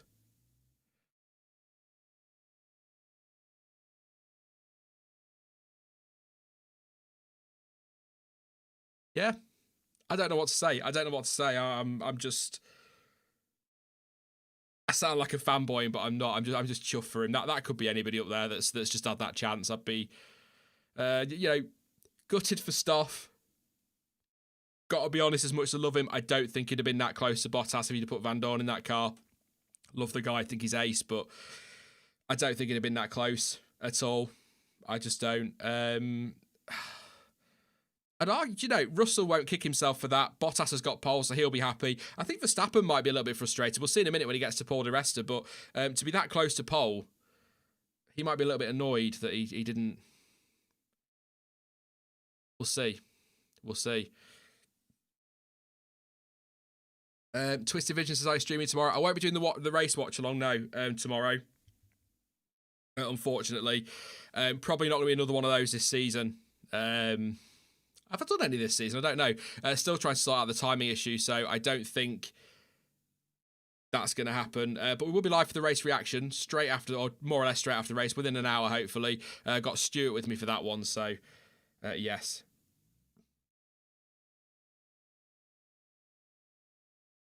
Max Verstappen just reiterating things that he said before, really, on this. Nothing to lose tomorrow. May as well go for it. I wouldn't sit here and say he looks thrilled, but I don't think he looks overly disappointed. So pleased for him. I'd imagine Leclerc's doing a dance somewhere at the moment for P4. Oh dear, I don't know. So do we have new thoughts on the Hamilton that good or the Mercedes car debate? That's from Dominic. That frustrates me because it's like not you, Dominic, but just people on Twitter and things just so desperate to take those achievements away from Lewis Hamilton. It's actually quite pathetic. But they're just so desperate to diminish what he does. But the truth of the matter is, yeah, it's the car, but it's also the driver. You know, the car. In fact, actually, no, I think Toto Wolff said this, and it was a point that I'd written down ready to say, but I think Toto Wolff said this. The best car is no good without the best driver, and the best driver is no good without the best car. If it was... My argument will always be it's not just the car. The car plays a massive part of it. Of course it does. You put Lewis Hamilton in the Williams, he's not winning the World Championship. It's as simple as that. You put any driver in the Williams, they're not maybe scoring points. That's the way it is in Formula One. It's about the car. But if it was just the car, why is Bottas not right on his arse every weekend? Why is Bottas consistently so far off in the championship? If it was just the car, then it would be, and it was the same argument I had with Vettel and Webber, if it was just the car, then it would be a hell of a lot closer than it is between the two drivers. Of course, Bottas has had his share of bad luck. We know that. I mean, you can't get any more unlucky than a bit of a Ferrari. Getting stuck in your barge board in Imola, that is just bad luck. But he's also not quick enough to challenge Hamilton. So if you put Verstappen and Hamilton in that car together as teammates, there's nothing but it would be an incredible fight for the championship. So the driver plays a massive part, but without a good car, the driver's nothing, and without a good driver, the car is nothing. So it's as simple as that. It's not a case of the car is the reason Hamilton is successful or Hamilton is the reason Mercedes is successful. It's the two put together. The reason Ferrari won so many back-to-back titles, if you had a lineup at Ferrari in 2004 of Barrichello and Irvine, would that have been a dominant season for Ferrari? I don't think it would have been. The car was amazing. If you didn't have Schumacher in the car in 2003, you'd probably be looking at Kimi Raikkonen or Juan Pablo Montoya as world champion. So it's a mix of the two. I won't buy this Hamilton's only where he is because of the car, because it's nonsense, utter nonsense. Everyone's entitled to their opinion, but that's how I view it. It's a bit of both. It's a bit of both. So, and as we've seen today, yes, George Russell's got very close to Valtteri Bottas, but Hamilton might have been 2 or 3 tenths up the road on pole position. What we've seen today is if you remove Lewis Hamilton from that Mercedes and from Formula One, look how close that field is. That kind of speaks just as loudly as George Russell being that close to Valtteri Bottas. So that's my view. Everyone's entitled to their own opinion. There'll be plenty that disagree. There'll be plenty who disagree with a reasonable reason. There'll be plenty who tell me that he's just a crap driver. He's not overrated. He's one of the best of all time. Not just because he's British. Again, he could be from the moon. I couldn't care less. It's true. He will always be up there. And he's one of those drivers, very quickly before I get into my post-reaction thing, he's one of those drivers as well whose achievements will not be... not respected. Respected is wrong, but will not be appreciated until long after he's retired. Michael Schumacher was the same. I remember it. He was not liked, particularly in the British media. Everyone said he was overrated. Everyone said it was a car, and it wasn't until well after he retired that people really appreciated what he'd achieved. He's achieved, and that is exactly what happened with Lewis Hamilton. But anyway, I'm going to take a drink because I tell you what, Dominic, thank you for the question. Considering I wasn't going to get into it, I just spent 5 minutes talking about it, so I appreciate that one. But I'm glad you brought it up, to be fair, because it's a debate we'll have every weekend, I'd imagine, for the rest of our lives till he retires. Well, I'm going to have a drink, and then I will do the old reaction thing, so bear with me a second. If you've got any good questions, get thinking, and I'll answer a few after I've gone through some reaction from the race.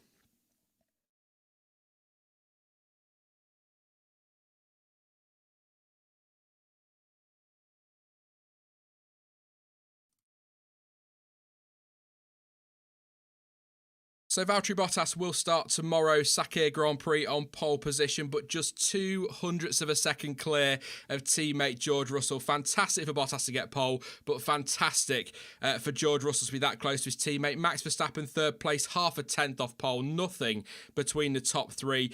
Should be noted, Max Verstappen tomorrow will start on a soft tyre. Bottas and Russell will be on the medium, so watch Verstappen off the line. Could be really interesting tomorrow. Charles Leclerc in fourth place, Sergio Perez in fifth. I think Leclerc the big surprise of the day, really. 2.5 off pole position. Perez, like I say, fifth place, 4 off.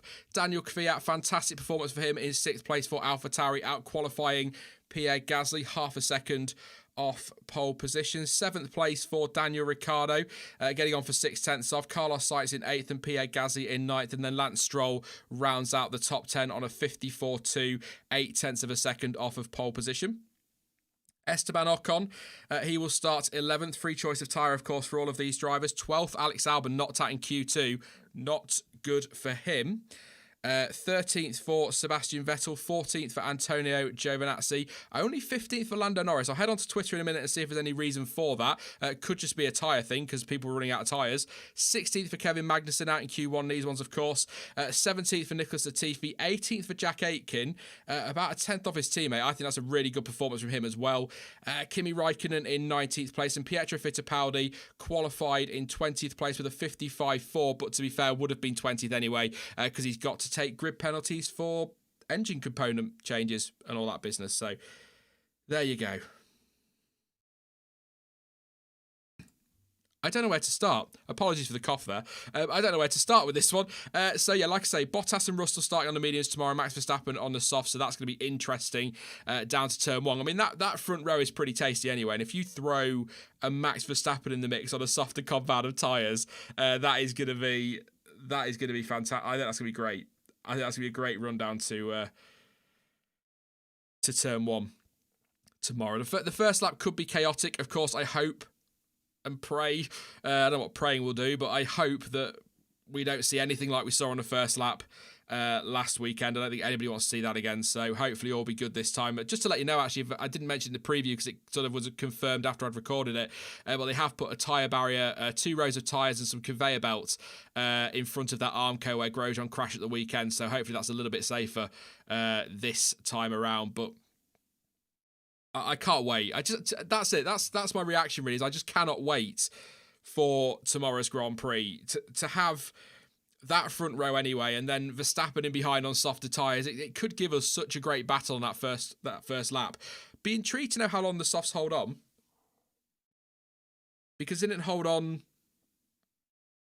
They weren't too bad in the F2. I know they're different wheel rims, different size, and different tyres, but they didn't hold on too badly. They were okay in F2.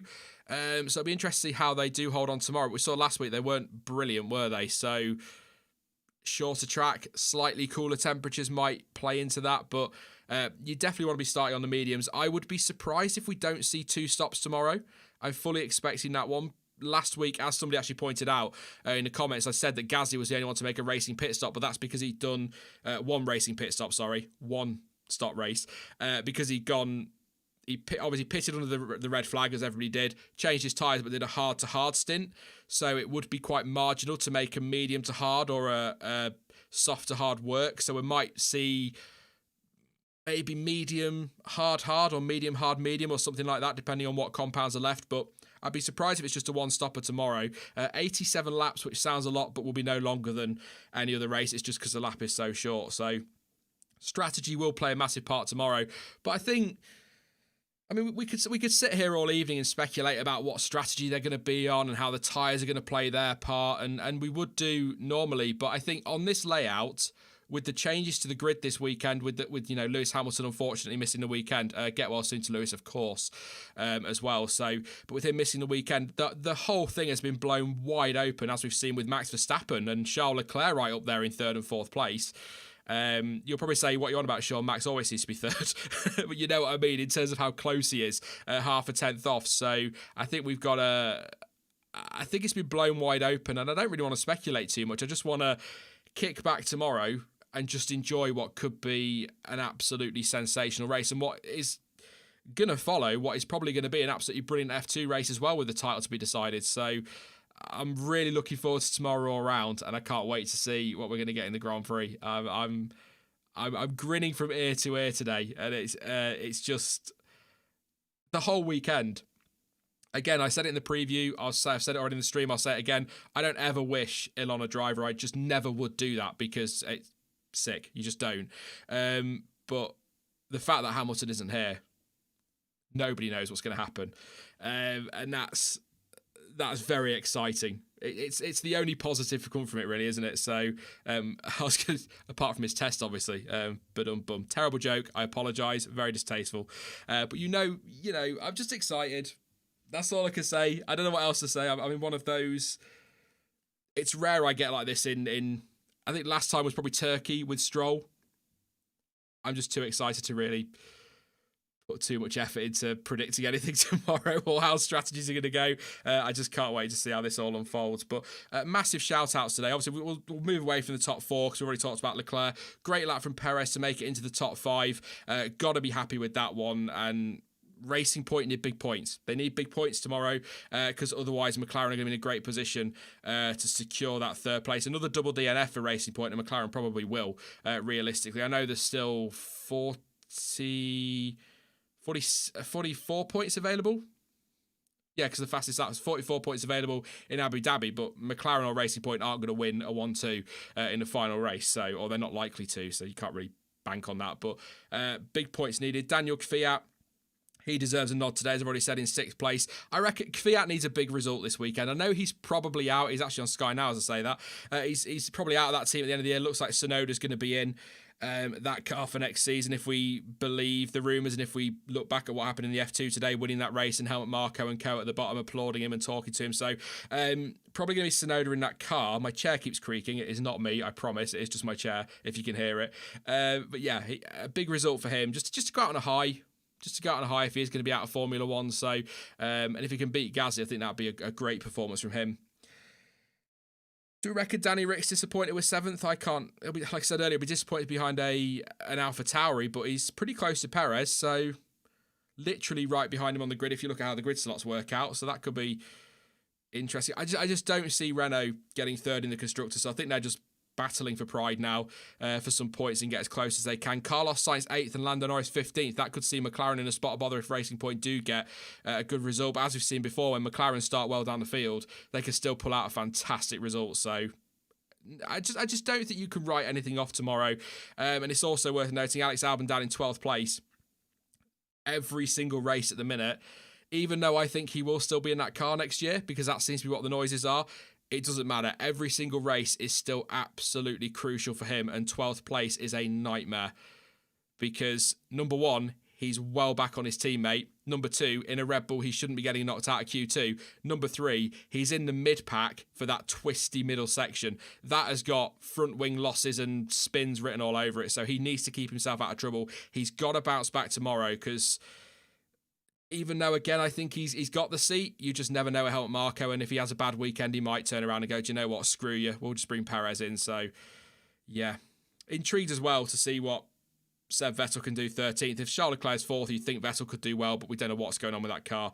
He can't wait to get away from that, I'd imagine. But also, Jack Aitken, Pietro Fittipaldi. In fact, I'll tell you what, actually, before we do predictions for the race, I'll answer a couple of questions.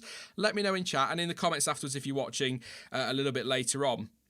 What would be a good result for Aitken and Fittipaldi? Do you think just finishing, given it's their first ever F1 weekends, just to finish and maybe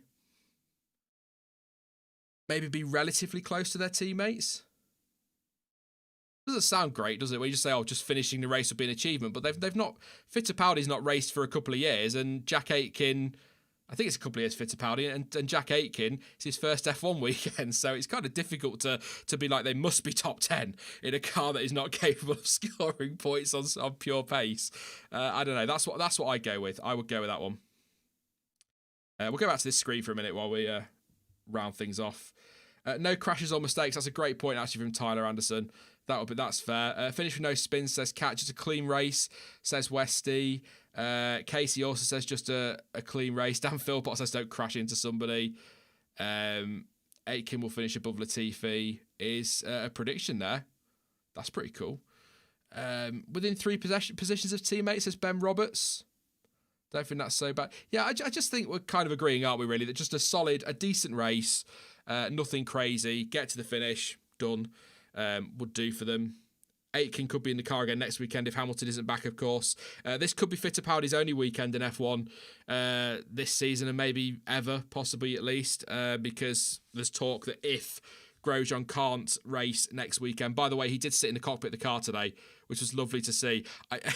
I know he's got burrs on his hands, but he makes fun of himself with it, and he's these huge hands, bless him, all bandaged up. It's so great to see him smiling and just appreciating what he's got now, bless him. I'm sure he did anyway, but that kind of thing. I mean, there's an interview with him tomorrow, which I'm dreading watching before the show, but it's going to be fascinating. But I'm just so pleased to see him back in the paddock this weekend. So he could be back for Abu Dhabi, but if he isn't, there's talk that Mick Schumacher will get the nod next week ahead of Fittipaldi. Obviously in the Haas anyway next year, so we shall see.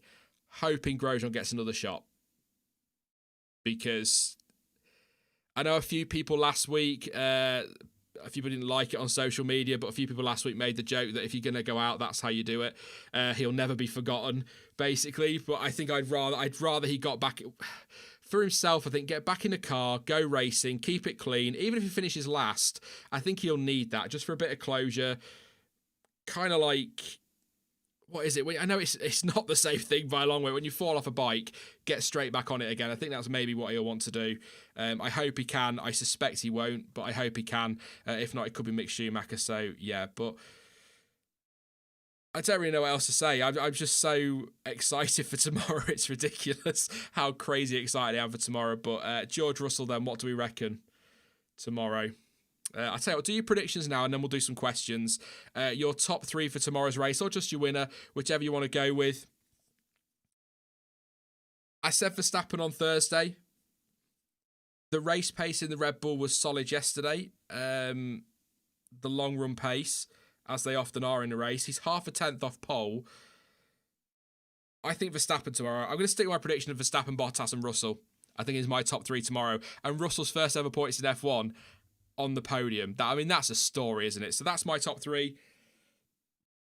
Verstappen, Bottas and Russell. If I'm going with a fantasy top 3, my dream top 3, just imagining the stories and the great content you could make from it and all the wonderful hype on social media.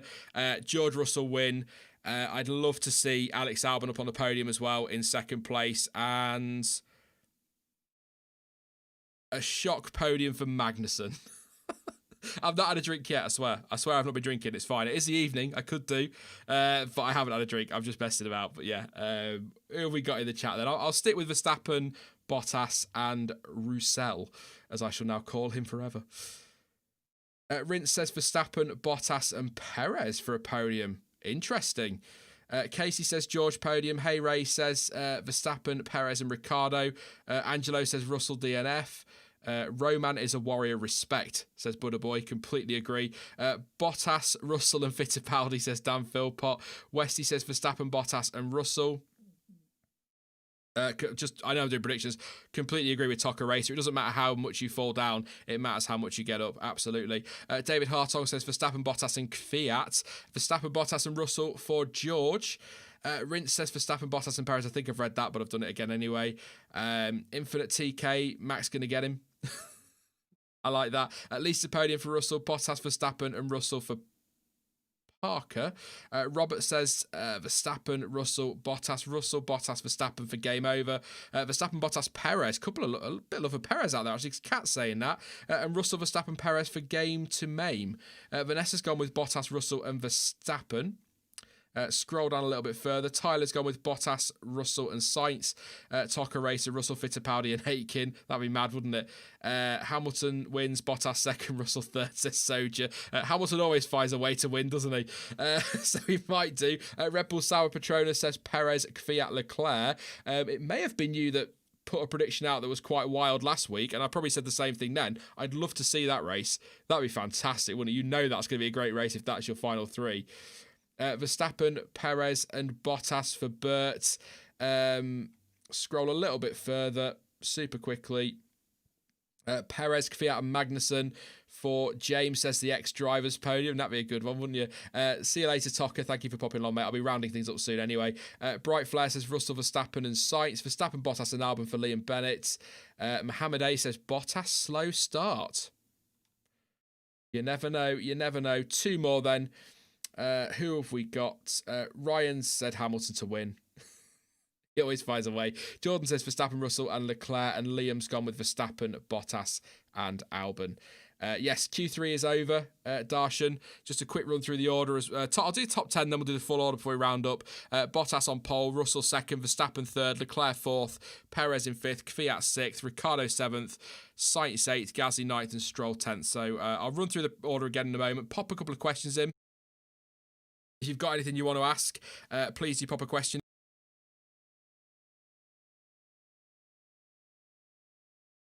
I'll read as many as I can. Sorry, just trying to sort out flipping Streamlabs again. Thank you for Harinderjeet. Says Ferrari bought their last year's engine accidentally for Leclerc. I thought that when he went across the line, I was like, he's borrowed last year's Ferrari. Yeah, what a lap from Leclerc. Thank you very much for your contribution, mate, through Super Chat. Really appreciate that. But yeah, I think Leclerc, you know, if that front three was Bottas, Hamilton and Verstappen, Leclerc is 100% driver of the day. But for Russell to be that close to his teammate, I know it's a Mercedes, but still, it's a lot of people are going to go with him, surely, when we do that towards the end. I can't wait. I can't wait for this. Riley says, dirty side of the track, will it hurt Russell? I'm trying to think back to last week's start. Last week's start, there was definitely... I think Nose on the Racing Line definitely had the better start, but I don't think it was like a huge difference. I think when you look at you know how they do the replays from the helicopter and you can see down, you could see the left-hand side of the grid does get away a little bit better, but I don't think it's going to make a massive difference. So I'm not expecting, for example, as we've seen at some tracks, like the driver offline to fall right back through the field or anything like that. I think it won't make a massive difference. But it's a good point, actually, on the dirty side of the track, because Verstappen will start on the racing line on the soft tyre with the two ahead of him on the medium tyre and Russell offline. So that could be something to keep an eye on into turn one, but I don't think it'll make a massive difference in Bahrain. I don't think it was massive last week. I'm going to try and look for a replay now while I'm live. I might not find one, but it just, like I say, it was a noticeable difference, but it's not going to destroy somebody's race. It's probably my answer for that one. But I just, yeah. Why is Sean more as a Sean than Scene? I think if you're listening to this, you have to actually have seen that question for that to make sense, perhaps. I don't know, Rixis. I have no idea. No idea. Albon top four or even podium chance for tomorrow. That's a question from William. I think he needs to be, William. I think he's going to need... We saw last week, didn't we? Perez on pace was just holding Albon off. And if you then throw, you got Russell and Bottas up there, Verstappen, if you put Perez in that top four, I suspect, bless him, that Leclerc will probably go backwards a little bit tomorrow early on and probably looking at tail end points. But you never know. A lot's up in the air this weekend. I think he needs it, but I think it's at best top five from tomorrow. Is that enough for him to keep his seat? That's a big question, isn't it? I mean, I still think that Red Bull are going to sign him, but we'll see. How long will Mick stay at Haas? I can't imagine Ferrari will get rid of Leclerc or Sainz anytime soon, says Casey. That's a very good question. I've not even pondered that at all. I ponder a lot with F1, like just day-to-day life, and I always think of something, but I can't. I think Mick Schumacher will be at Haas for at least 2 seasons, and then it'll be down to what Sainz does at Ferrari. If Sainz hits the ground running and does a great job, then no, Mick might have to stay a little bit longer at Haas. Maybe if Alfa Romeo, for example, or Sauber, whatever they are called in the future, maybe if that car's decent, he might get a promotion or whatever. But it'll come down to Sainz. Sainz has got a 2-year deal, I believe. So if he's not doing a great job, then Mick will get the chance. Also, what happens with Leclerc? I know he's got a contract, but as we've seen this year with Perez at Racing Point, not getting the seat at Aston Martin for next year, contracts don't really mean a massive amount in Formula One. Drivers can get out of them and teams can if they need to. So if, we suddenly get a flurry of retirements or whatever, let's say Hamilton suddenly retires, maybe Mercedes go after Verstappen, maybe Red Bull then go after Leclerc, because who are they going to put in that car to replace Verstappen? There'll be a bit of a domino effect if that happens. So, and that could then see Mick Schumacher make it to Ferrari. I'd say at least 2 years. I'd say at least 2 years would be my... And you're probably thinking now, well, yeah, because there's a 2-year contract for Sainz, but that's kind of how I view it. You never know. You never know. What else have we got? A couple more questions and then we'll wrap things up quickly. Anyone know if Albon got blocked or something in Q2 from Poops? I haven't seen anything. I don't think so. I think he just struggled for pace, but I'll have a look afterwards. I can try and have a look in a bit, but Red Bull usually end up shocking everyone. Sean so sure Albon must be staying next year, says Rince. If I say Albon's staying next year, Perez will get the seat. If I say Perez will get the seat, Albon will be in it. So that's how it goes. I'm terrible with predictions, as you will know. Only on Wednesday, I said that I was pretty sure Van Dorn was going to get the drive at Mercedes. That went well. He didn't even get a chance at Williams, did he? Bless him. Oh, stuff. It does raise a question, actually. What's the point of a reserve driver, doesn't it? I felt for him, and I think he handled it really well. He said in a thing, paraphrasing, keeping it short as I can, that, he's disappointed because he's travelled the world with the team to be a reserve driver, kept himself in a bubble so that he didn't catch anything, so he could step in if needed, and then he's been overlooked for Russell. But as much as it not frustrates me, but as disappointed as I am for Stoffel, I think Russell is the right choice. I think it gives Mercedes an option to assess him. It gives them a chance to look at what he is for the future. Can he deliver in that car? We've only had qualifying at the moment. Yes, he can. We'll see how that turns out in the race. It's a great opportunity for Mercedes to get some data. So it just makes sense for their long term, especially, Bottas. His contract is only to the end of next year. We don't know how long Lewis Hamilton's going to sign for, how long he's going to stick around. It was a great opportunity and it made sense. So disappointed for Stoff, but I think it was the right choice to put Russell in that car. So, yeah. Red Bull Sal Petronas, do you think Ilot's single-seater's career is over? I think he'll find something somewhere. I know I'm gutted for him, actually. And I said to John T earlier, I think he'll go the same way as Ollie Rowland in terms of how we look at him when we look back in the future. Drivers who maybe were good enough for a chance in Formula One, but missed out because of, let's say, circumstances.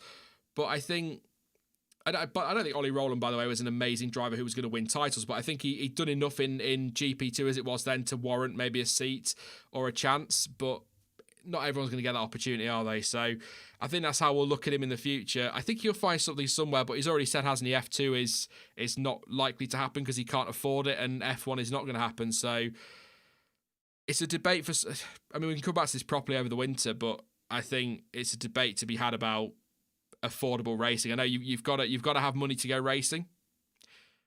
Whoever you are, every single driver on that grid has paid something to go racing at some point. So you've got to have a lot of money behind you to do it. And Callum Ilott hasn't got that support, and I feel for him because I think he's been really good this season. In terms of pace, I think he's been right up there with Schumacher. I was discussing it with Jonty, and Jonty made a great point that he's made mistakes at times under pressure, and maybe I don't know if that's put teams off, or it is just down to the fact that Haas needed money as well, or weren't willing to take 2 Ferrari Juniors. I think he'll find something. Single-seater, he's not staying in F2, he's not going to go down to GP3. We know that. He's not stepping up to F1, so maybe Super Formula? Do we think, maybe? I know that's not the series it was once upon a time. Somebody was saying the other day to me. I worry for him, if I'm being honest. Red Bull Sauber Petronas. But we'll see. I think he deserves a chance, but what we reckon, 35 drivers, 20 seats or something crazy like that, it just ain't going to happen, is it? It just can't happen, so we'll see. IndyCar could be a possibility, says Casey. Good shout. I know K-Mag, by the way, is doing IMSA, isn't he? That's not IndyCar, but he's doing IMSA. That's been confirmed this week, so good for him. Hopefully Rogro will get something somewhere as well, although apparently he's been put off the idea of IndyCar for his crash, so I don't know if that's going to happen. Silly season's going to be mad anyway next year, but we'll see. I'm just half listening to Alex Albon there. was wandering off topic. I'm just trying to listen if he's saying anything wrong with his lap.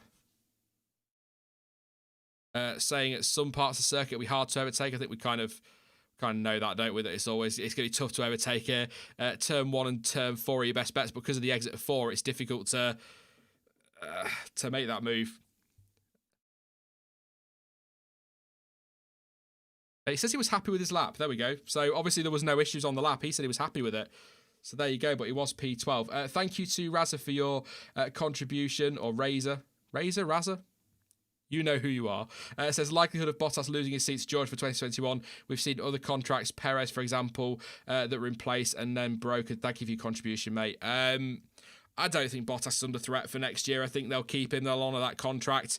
Drop Russell back down to Williams for next season. He's had the experience. But what I do think is, if Russell's that close in qualifying, if he stays close to Bottas in the race, doesn't need to beat him, delivers a clean race, gets himself on the podium, he's relatively close to his teammate, it could make it could make Mercedes mind up for 22. I don't think it will change anything for next year. You never know. Like you said with Perez and that, you never know what's going to happen, but I can't see it changing their mind for next year, but maybe 22. We'll see. It's going to be fascinating, isn't it? The whole race tomorrow. And if Hamilton isn't back for Abu Dhabi, it's going to be just as fascinating next week. Can Russell keep this up? And is it a one-off? Is he just delivering the best he can? I don't know, but yeah. Can't wait. I can't wait for tomorrow. Let's wrap this up then, because I'm just going to waffle all after. I'm going to be sat here until 11 o'clock tonight talking nonsense to you that makes no sense whatsoever, because I'm just so excited for tomorrow. So, just to recap, Valtteri Bottas on pole position for tomorrow's Sakhir Grand Prix. George Russell, second place, 200ths of his teammate. Max Verstappen in third with Charles Leclerc in fourth. Sergio Perez, fifth for Racing Point. Lead, if you like, in that battle for third, because I don't think Ferrari are in that. In fact, they're not, I don't think so. Daniel Kvyat in sixth. Daniel Ricciardo in seventh. It's Carlos Sainz eighth. Pierre Gasly ninth. And Lance Stroll in 10th. Then the rest of the field, obviously free choice of tyres for these guys. Both Mercedes starting on the mediums. Ocon 11th. Albon 12th. Vettel 13th. Giovinazzi 14th. Norris 15th, Magnussen 16th, Latifi 17th, Aitken 18th, Raikkonen 19th, and Pietro Fittipaldi in 20th place. He will take grid penalties tomorrow, so he qualified 20th and will start in 20th place. I love the penalty system in Formula One. I really, really do. Driver of the day, super quickly. Pop one in chat. If you are disappearing, please do drop a like before you go. I am rounding up in a couple of minutes anyway, but driver of the day, I've got to go George. I have to go. To be that close to your teammate with everything that's happened this week, I've got to go George. But if I'm picking a second place one, it's got to be Leclerc. Absolutely great lap from him. But I've got to go George. George Russell. Ben says Leclerc. Red Bull Salvatore says Kvyat. Great shout there. Rain says George. Jacob says Leclerc. Pranav says Kvyat. Samir says George. Tyler's gone George. Kat has gone Russell or Leclerc. Alex says Leclerc. Dan Philpott says Russell was mega. He was mega. Absolutely mega, Dan Philpott. I can't believe how mega he was. I hope you tallied all that. Russell for Dylan.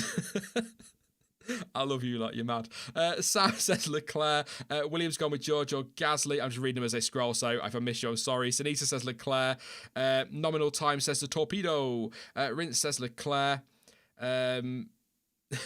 Near says George. Dan Philpott reckons I should change the channel name to the Racing Waffle. Not a bad idea, actually. I've heard worse this week. Ginsey says Leclerc. Mashiro says Russell. Mr. Smellerby says George. Charles goes with Van Dorn. I love you for that. A couple more. Harris has gone with Aitken, driver of the day, so close to Latifi. And Nice Person says Charles. So there you go. Francis saying George Russell there. So we're going to round it up there. There you drivers of the day. I can't wait for tomorrow, as I've said a million times. Thank you so much for your company this afternoon. It's been a pleasure as always. Apologies for the technical issues a little bit earlier on. It's something that I'm dealing with. I will try and get things sorted, and hopefully we'll be able to do the qualifying watch along next weekend. But I will be back tomorrow. Press my button. There we go. I will be back tomorrow for the race reaction, live about an hour after the Sakhir Grand Prix, joined by Chain Bear tomorrow as well. So that's going to be a good chat about the racing that we see. I cannot wait for this. For the millionth time, it's going to be mega. I'm just so hyped. So I'm going to have to wrap it up before I get all giddy. But yes, pleasure as always. Don't forget to drop a like before you disappear. Please do subscribe if you're new. And don't forget to join us tomorrow for that race reaction. In the meantime, though, you can of course follow me over on social media, and all of the links for that are in the description down below. But as ever, thank you for watching. I've been Sean, this has been the F1 Word, and until next time, goodbye.